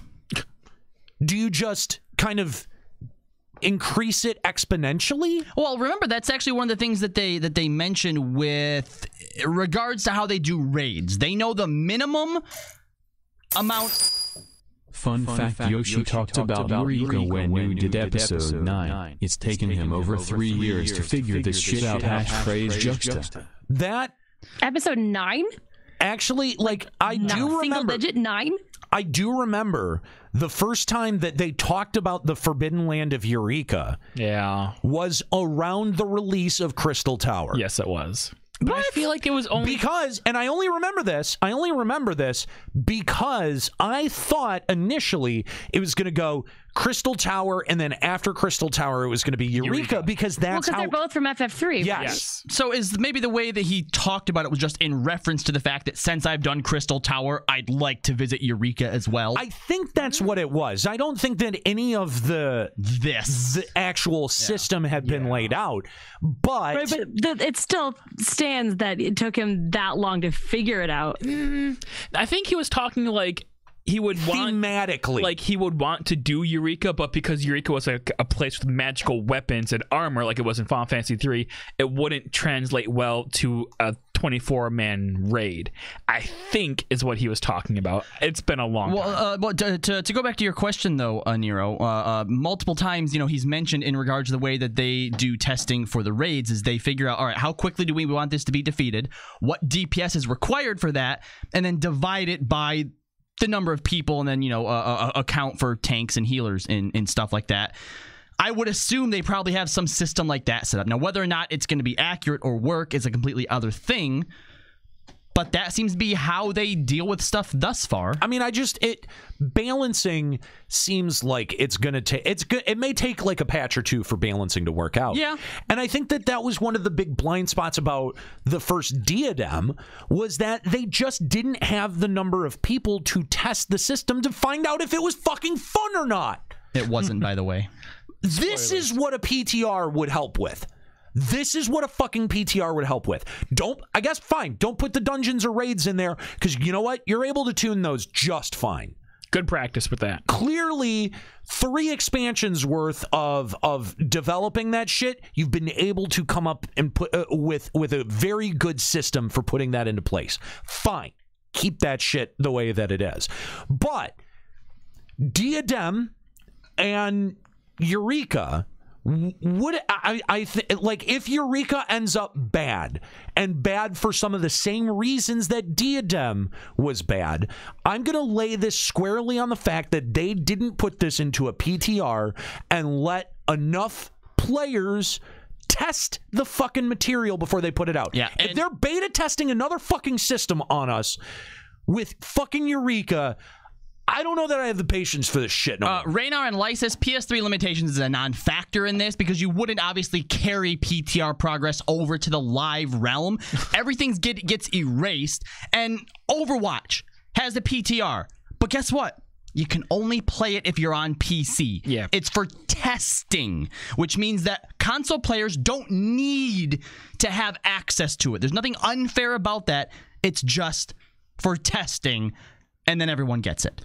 I don't even know what a PTR would do for testing the content, because at that point, the content is basically done if it's on a PTR. Yeah, like, I mean, your PTRs are mostly for like finding bugs and glitches and stuff. Yes. If the content itself isn't fun, you're fucked either way. You're not going to be able to fix that before the actual patch hits, unless you're talking like having a PTR come out like in like 2.5 for 3.3 content. But I mean, given Square Enix's like development cycle, I don't think that's really possible. I mean, listen, you have to be able to get it out of that vacuum environment of having, you know, your internal staff testing it, especially for a system this big. Especially for something that could have as many as 144 fucking participants in it. Guarantee you, first week of Eureka, we're going to have server problems regardless. Oh, fuck yeah. Oh, absolutely. So I don't think I'd take Tuesday off for your Eureka run. I'd maybe take Thursday or Friday off. Man, if I take Tuesday off and I can't play 14, I will call that a win, and I'll go play Overwatch. And be like, hey, I tried, bro. All right. I tried. So the 13th when Eureka comes out, you want to do your play? Oh, you already did your placements. Oh, yeah. Yeah, how'd you do? I placed at like 1975. Oh, that's not too bad. I placed 1951, but it was a different thing. Still not gold. You're still in silver, bro. See, which means not that bad. Give us a call, Limit Break Radio on Skype, 810-515-8715, limitbreakradio.com/Discord. We'd love to hear from you, whether it's about Eureka, whether it's about the current executive changes that are going on at Square Enix, or what you're just looking forward to about the future of FF14. We'd love to talk to you. Limit Break Radio on Skype, 810-515-8715, limitbreakradio.com/Discord. Nothing. I was just reminding him. That's all. You guys can continue on with your conversation. Do you think there's going to be more to Eureka's battle system than just the elemental wheel? Well, yes, because we know that we're creating some type of weapons and armor. Now, whether or not all of that is there right at the beginning, we that's don't like rewards know. Or shit. I'm just talking like the actual in-game battling thingy things. Like the mechanics. From what we've gathered so far, the elemental wheel affects you directly in combat. If you're fighting something that is considered a fire element that does fire attacks, if you don't have water as your or whatever, if you're not tuned correctly, that thing is going to destroy you, right? So that's what you have to do. You basically have to allocate your points to be able to increase your elemental attack or defense or however it is that it works out. If that, on its face, is the only gimmick to Eureka, that's why did it take so long to come up with something that simple in basic? I'm going to be incredibly frustrated if that is literally all it is beforehand being like, all right, do I have my grass Pokemon for this water type? You really think that's I didn't say that's... It sounds more complicated than that. I'm just asking. I'm just asking, do you think there's going to be more than just that? Well, I think that our rewards will actually play a more substantial role than just go and kill X amount of things and then, every 2 weeks you get a piece of gear. I hope. If it's just fucking tome-style reward system rehashed, I'm going to be very upset. I mean, and is that gear supposed to be, like, the lead-in with the relic? Because we haven't really heard much about the actual... You're right. We haven't. Either. But I hope that the way that we create and get our weapons and our gear is a mixture of stuff we've done with relics in the past, as well as the way that the Palace of the Dead works, or even new systems. I do not want to see another system recycled. For as long as Eureka has taken to develop and as many hiccups as there have been, if I don't see something that is actually new and original for this game, I think that people should be out of their mind pissed off. Well, I think, what okay, let's just talk about Abyssea here for a second, because what was good about Abyssea was that, you know, you had high-level mobs that you were fighting for multiple rewards that were incremental rewards, right? Yeah. Like, it got you a step closer to your relic gear that you were taking out. And the rewards, it wasn't so grind heavy that you were like, fuck, I've got to do 15 15 I can't even think of an NM that came out of Abyssea anymore. Shit, I can't think of any of them. Glavoid? Fine, yes, Glavoid. He was like a zone boss though, so he doesn't really count. Right. Yeah, I guess not. But I mean, like, to get, there were different tiers of rewards, right? If you were working on a Empyrean weapon, you were collecting a different set of bullshit from these fights than people who were looking to upgrade their gear. Their Empyrean gear. Their Empyrean gear, right. So you had different incentives. Like, the people who were working on that Empyrean weapon, which was a very powerful weapon, were grinding at much greater rates and at different capacities than someone who was just trying to get the normal. I would also like to add that you could do all of that content in smaller groups, because my girlfriend at the time and her mother had done both their gear and their weapons. It took them considerably longer. Way longer, but they were able to do it in duos and trios. And then my link shell that I had with Omoy Kitty, we did it in parties of between 8 and 16. And probably did it a lot quicker. A lot quicker. Yeah. And so, like, you could scale however you wanted to do it. If you wanted to do it, like you could do it however. Like, I just said that. Like you just made your point. Yeah, it did scale for however you wanted to do it, and the system sustained that. Yeah. And it made sense, and it was still fun, whether you were doing it, you know, whether and I'm trying to remember, Karabos, right? Like, whether you were like duoing Karabos, or whether you were fucking going out for Glavoid with your link shell, all of it seemed really fun. It was consistently fun, and it all, like, the rewards made a progression level sense. And I hope that on its face, that makes some sort of, that Eureka makes that same sort of sense. And they were able to kind of do it in this way that was subdivided from the rest of Vana'diel as well. They were able to do it, that entire event, basically in a bubble. Yeah, and they made it, quote, fun, because you could have ridiculously crazy stats through the use of the Atma, right? Yeah, the Atma buffs and stuff. So, like, in my opinion, like, Abyssea was probably the pinnacle of endgame Final Fantasy XI content. It was very clever. I liked it a lot. It was very clever, and it had a lot of the those actual endgame stuff. But then when it came down to, like, letting everyone power level from 1 to 75 in, like, a day. Okay, but at the same time, like, you kind of had to do that because everybody had to level to 80, to 90, to 99. Like, there's 3 Calibur camps. How are 3 Calibur camps gonna sustain the entire Final Fantasy XI player base? That makes sense. I mean, yeah, no, there were some practical problems with it. Yeah, and that's the thing, is that a lot of people quit at Abyssea because of the leveling and not because of the actual end game system, the actual event. Yeah, I like, people cite Abyssea as the reason that they quit FF11, and then when you ask them a little bit more, like, was it the farming in there, was it the XP, and they go, oh yeah, the XP parties were trash. And you go, yeah, that's probably fair. They weren't very fun, but at the same time, like, they served their purpose. Yeah. And once you were at 99 and actually doing the content that it was the zone was designed for, it was actually super clever, because they're very clever. They're able to solve 2 problems with 1 event. Yeah. Can Square Enix solve 14's problems, to all of their problems, with 1 event? They can't solve a single problem with their 1 endgame event. I don't know, man.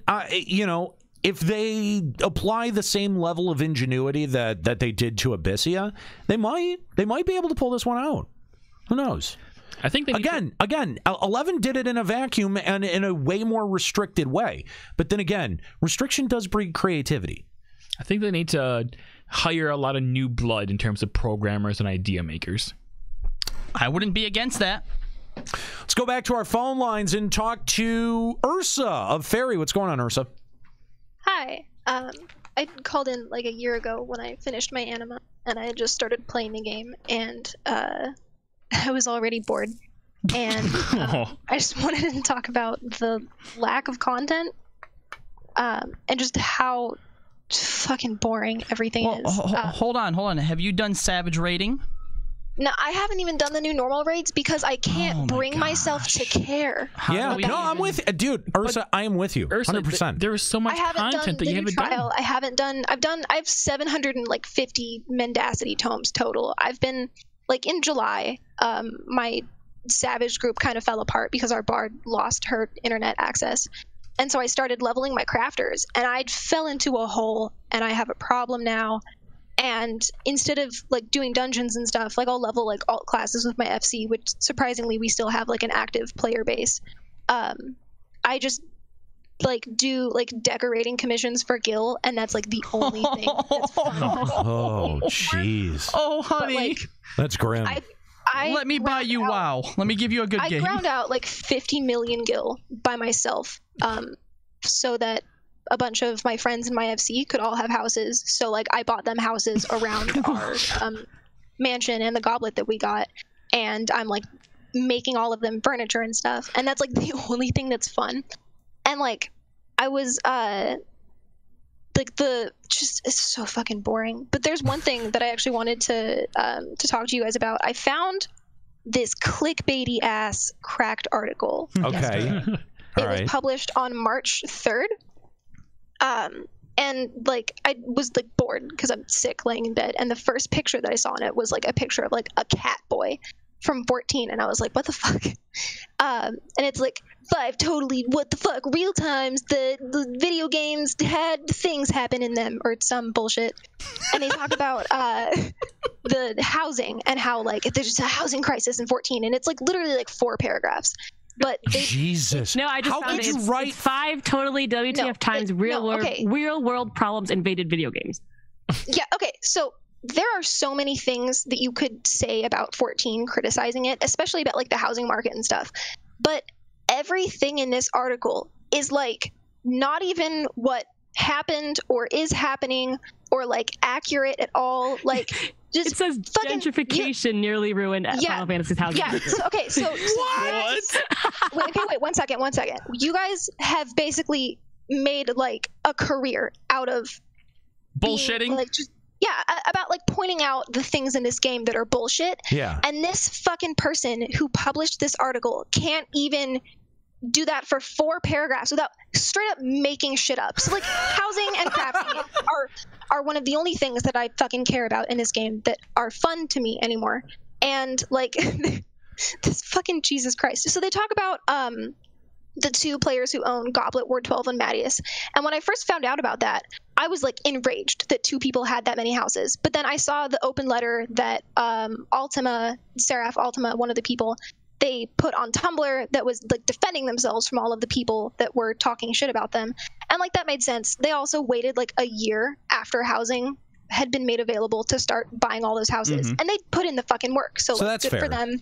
No one wanted those houses. Like they ground out the guild like using dungeons because there was no player market. This article just shits on them. Like says that all of the players who want houses that they owned are like lazy millennials. Oh my God. The article says the homeless players argued that access to virtual housing should be equal as they all paid the same real life fee to play. They demanded that more houses be made available or that maybe a limit should be placed on the number of houses a single player could own, which access was equal. These people bought those houses over the course of like 2 fucking years. You just didn't want to leave Balmung long enough. Jesus Christ. And then further down the article, it says the game's developer Square Enix soon responded to the controversy by adding 720 more homes, which were all immediately purchased. But that's not what happened at all.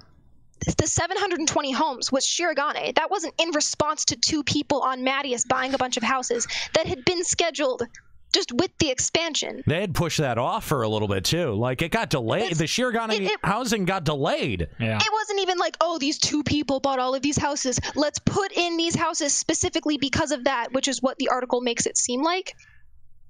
It's just Jesus Christ. Yeah, like there are so many. Responded to the controversy by adding 720 more houses. They didn't respond to anything. Square Enix doesn't give a shit. Like. By the way, nor should anyone. By the way, there are They give enough of a shit that they did finally limit how many. Probably just because they were tired of it fucking happening and dealing with it. So there are other people that you can bring up. This article was published a couple days ago. Thanks for ruining our show topic for next week, by the way. I tweeted this to you guys like last night, like, hey, if you need shit to talk about, here's this dumbass article. We do appreciate the thought. Yeah, so kind of like, if you want to talk about people being assholes and buying up a bunch of houses, talk about fucking Entropy. Yeah. The FC. Talk about Ward. I play on Fairy. Not just because Entropy did it, but because they went to Twitter to brag about it. Yeah. So I play on Fairy, and I logged in literally right when servers came up. My boyfriend and I own our own, like, we run our FC, and we forgot to take the outside furnishings out of the storage in our medium house in the Mist, so we didn't get the mansion we wanted, but we got one in the Goblet, and then I bought him a medium next to the house, and then our FC owns half the houses in Ward 17 in the Goblet, but that's all houses that individual players own. They're all decorating themselves. Oh, okay. It's just we all wanted to have houses near each other. Yeah. So like I bought everyone houses because this is probably the last chance that they're going to get, because Square Enix created another problem in making it impossible to sell houses, because now there's no reason for anyone to give up a house. So like once these fill up, that's it. But Ward 16 in the Mist is owned entirely by one FC, and if you look at like the card, like the directory, it's just all like dummy FCs with like the same name with like There's one of those change. on our if you server go into too. the ward, if you go into the ward, every house is empty, every yard is empty, and they all have the Shirogane castle walls, and it looks so creepy, like to look at. Oh, And, see, like, ours at least. That's kind of cool, stuff. actually. Yeah. It's just fucking empty. Like, if you want to talk shit about people buying all of the houses in a ward, fucking talk shit about Entropy or about the whatever FC that wanted to buy all the houses and leave them empty. Not about 2 people who worked their asses off for 2. It's just like do any research. Like I get it. Like it's a clickbait article from fucking Cracked. But Yeah. I wouldn't exactly say that the expectation is super high over at Cracked. It's just, also there's a name listed for the second player that owns like the other half of the Goblet ward on Mattias. I don't know how they found that person's name, because so far I haven't known their name yet, and I've been like trying to keep up on it. But like most of the people that have been like, oh yeah, this is a neat article, are like people that transferred from Balmung when it was closed and then wanted to get a house on Mattias. That just assumes they were assholes.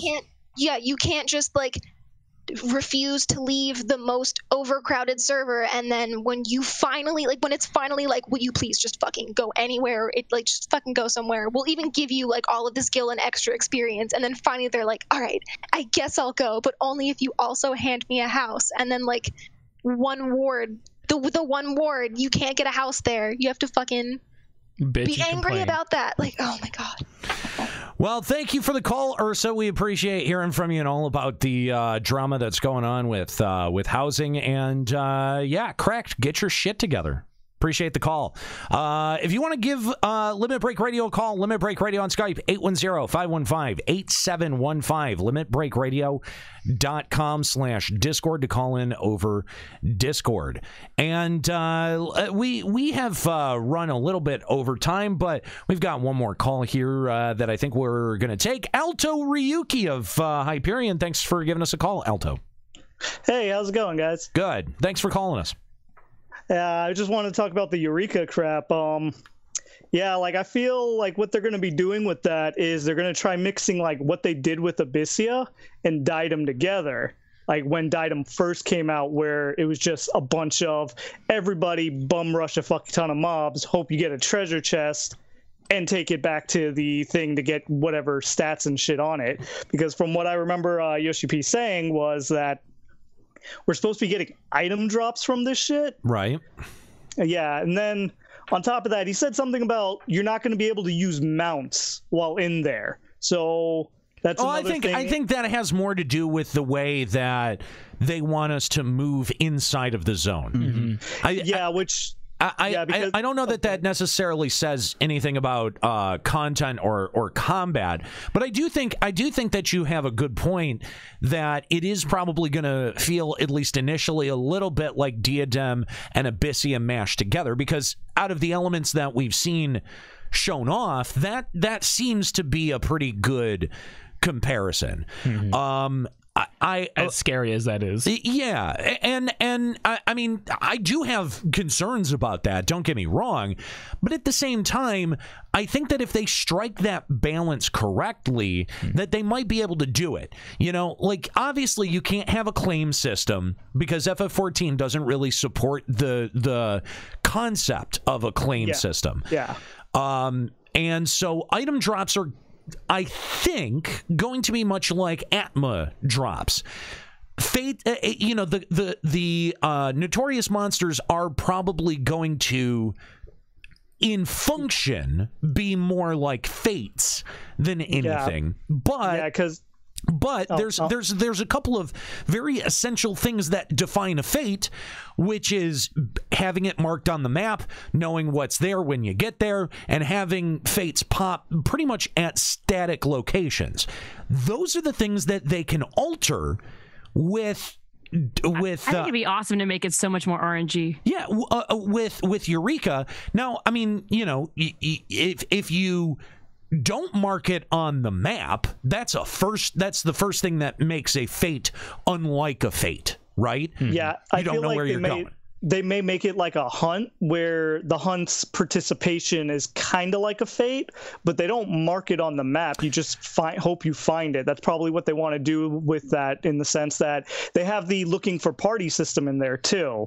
So they're probably going to be like, hey, this boss is up, everybody turn on your look for party, and if you can get to where the mob is, which is where that movement thing comes into play, where you have to dodge a bunch of mobs, like, say, Dynamis and shit, is going to make people get fucking good, because I think that was what made Diadem worse, because it didn't have no sense of urgency or, like, sense of, like, danger. Yeah, as soon as you got flying, it was done, yeah. But I hope that it's not to a point where, like, there becomes, like, pull griefing, like, oh, we're going to sit around and wait till people get here. Like, there should be some kind of, like, it should be, if you are hunting in the right spot at the right time, you get the most drops. Or, like, the longer the mob is sitting up and not attacked, then it gives you less drops. Like, I feel like it needs to be more competitive. It needs to be more rare. Like, we shouldn't sit around for 20 minutes while everyone in the zone gathers at the spot and then you pull. Like, that to me is bullshit. Like, this needs to be more. It needs to feel like there's more at stake. It needs to feel like there's a reason for us to hunt, rather than everyone sit in one spot. Well, 5 people hunt and we all go to their spot. Settle down there, son Gohan. Here's one way to do that. You create spawn conditions, whether it's an item that you have to trade or whether it's, you know, work that you have to put in before you're able to pop another mob. You know, they did have the beginnings of that within Diadem, where certain mobs wouldn't spawn until you had killed other ones, or you would have to rank up your, you know, what kind of was like Diadem lights or whatever. You know what I mean? Yeah. Like they do have an idea like in that direction. Now, if they can refine it to a very, you know, specific point where it starts to congeal and become fun, I think that's where they've come up short previously. Yeah, or they could do something along the lines that, because they said that the normal mobs are supposed to drop these items that are going to be used for your relic gear, they also drop the force spawn condition items, or they'll have NMs that drop these items that have a chance of giving you a force spawn condition for a higher level NM, because they said they wanted to make it in tiers, in the sense that when you get to later tiers, you're going to need specific NMs for your specific gear. Yeah. And that to me brings back Diadem. Or, I'm sorry, brings back Abyssia. Like, that to me says Abyssia right there. But I don't know. It remains to be seen. And really, we've only got just a little bit more than a week until we're going to be able to check it out. So I'm pretty excited here. Alto, thanks for the call. We appreciate hearing from you. Thank you. It's good to be on the show. And thanks for the video, by the way, Nika. Oh, yeah, you're welcome. I was like, which video? I remember. I don't know what that... Wow. Yeah. Whoa, Nika. No, it was a link I posted in the chat. Damn it. God, get out. I was going to say, are there Patreon bonuses that we don't know about? That we didn't know about? Yeah. You were referring to the video I posted in the chat, right? Oh, he's gone now. Oh, he's gone. The Yoko Taro one is the one I'm assuming he's talking about. Let's just go with that. Okay. Anyway, so yeah, I am excited for Eureka. I like, now that we're only 9 days out, like I think I'm getting even more excited. Really? Yeah. You didn't sound excited on this episode. No? No, you were very downfallen and crestfallen. No, I don't think I was that. You're pretty down. I don't think I was that. No. Pretty hard. Pretty critical. No, I'm just saying, like, I while I'm optimistic and while I'm excited to check it out, I'm not like, definitely this is going to be awesome. You know what I mean? Like, Square Enix has hurt me too much in the past for me to be that naive. I mean, you know, like, Look at the record. S. He never gives more than what they can explain in one developer's post. Elemental wheel is it? Don't get your hopes up. Hashtag No Man's Sky Syndrome $/word. $/word. Okay. Here's the thing, though. I mean, he does bring up a good point. By the way, $26? That was a weird increment of money. I like that increment. It's very odd. Just always donate 26. 26? 26. It's a little more. It's more than 25. 25 would have been an even number, and I would have understood that. 25 is actually. Well, 25 is odd. No. Yeah. Fuck off. You know what I mean. If they had donated 27, I would have been like, oh, that's even. No, that's my lucky number. And I would have been like, that makes sense. That's your lucky number. 27 is my lucky number. How would they know that? They know that now. Yeah. That makes sense. It's the only 18 is mine, so donate 18, guys. It's the only tattoo that I have. 27. I'm kidding. Who's do you 27? have that as a tattoo? I don't. 5 is my lucky number. Yeah? Yeah, because... Why? I was born on May 15. Oh, 85. Okay. I guess. May 15, 85. Yeah. 5/15/85. I'm pretty sure I've mentioned on a show somewhere why my lucky number was 27. I'm pretty sure. Is that how many something derogatory? So many dicks you've sucked? Wow. There we go. What? How did it take you that long? What? And 2 attempts to come up with that? Fucking idiot. Swear to God. No. 27 was the number that I think I created myself as a player in NHL 94 for the Sega Genesis. And that was the number that they had assigned me. That the computer had assigned me. And that's been your number ever since? Yeah, that was my lucky number. Wow. Yeah, I know. Really? It's not a good story. Underwhelming. Yeah, it is. It's cute, though, because it was like little baby you and stuck with you your whole life. Nika, stop. Yeah, you could stop. Sorry, I'm trying. Anyway, but yeah, no, I again, it's cautious optimism for Eureka, right? Like, I don't think that anyone's going into this going like, yeah, this is going to be fucking amazing. It could be. I'm ready for it to be good if it's good. I'll be the first to admit that it's good if it is good. So will I. I'm not going to give it an easy pass. No way. No fucking way. All right. I think that's going to do it here for Limit Break Radio today. Thanks, guys, for joining us. Join us next time for episode 150. Hopefully we'll have some Eureka pre-patch notes for us to read. That'd be exciting. It would be exciting. But would it, though? Don't hold your breath. I hope so. I mean, if we got pre-patch notes, we might be able to kind of figure out what's going on in this event more meaningfully. Yeah. It's still kind of a mystery. I do hope. Here's the one thing. I do hope parts of this remain mysterious. Yes. Until we get our hands on it. Until we get it, and then we have to start doing testing and figure stuff out. Don't tell us everything, Square Enix. That doesn't make any sense, I know, but don't tell us everything about this event. Let your players just discover it. Yes, just give us enough to get us going. Yeah. You know? Like, how long did it take people to figure out that in Abyssia you could XP on mobs? It took at least a couple days. At least a few days. Yeah. They didn't automatically go say, hey, this is the new way to get XP. This is how you can XP parties still happened in the early days of Abyssia. But they didn't know how to really pump it up with those lights, pearlescent lights. Exactly. And ruby lights? Yeah. No, the lights actually took a while. That took a few weeks. Yeah. It took a few weeks to figure out. Let us discover. Let us test that. Seriously. Don't give it to us for free. You stupid idiots. Especially in an MMO, I think you got to tread that balance, that line lightly. Yeah. Mm-hmm. All right, guys, that's going to do it here for Limit Break Radio. Thanks so much for joining us. Join us next time for episode 150. I don't think it's going to be anything special. Are we ever anything special? Not really. Special ed. Get it? Yeah, I do. Thanks.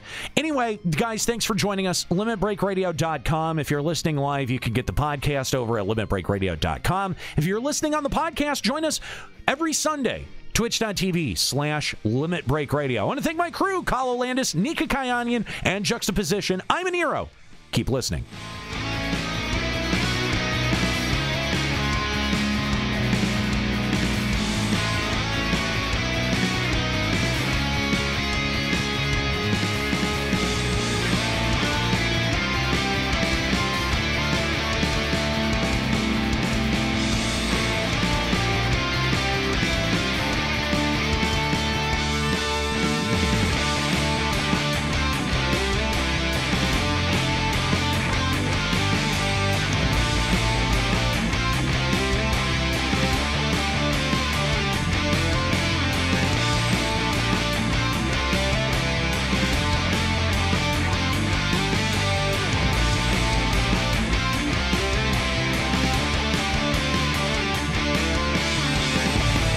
Limit Break Radio is a production of LimitBreakRadio.com and Bender Media Productions. This episode was produced by Kalo Landis, Juxtaposition, and Kooky Persona. Final Fantasy XIV and Eorzea are trademarks of Square Enix. Funding for Limit Break Radio is provided by Miri Kennett, Nexian Theta, Hirsch Fersch, and fellow Limit Break Radio listeners. To support Limit Break Radio, visit Patreon.com/Limit Break Radio. Opening music in this episode from Daniel Lambie. Listen to Man with the Machine Gun and other great tracks at Facebook.com/Daniel Lambie Metal Gamer. Closing music in this episode provided by Husky by the Geek. Listen to this and other great Final Fantasy XIV and video game rock covers and original music at Facebook.com/Husky by the Geek. In-game graphics for Limit Break Radio's Twitch stream are provided by Diamond Multimedia. Check out their line of AMD graphics cards and other hardware at DiamondMM.com. Limit Break Radio and its hosts are solely responsible for its content.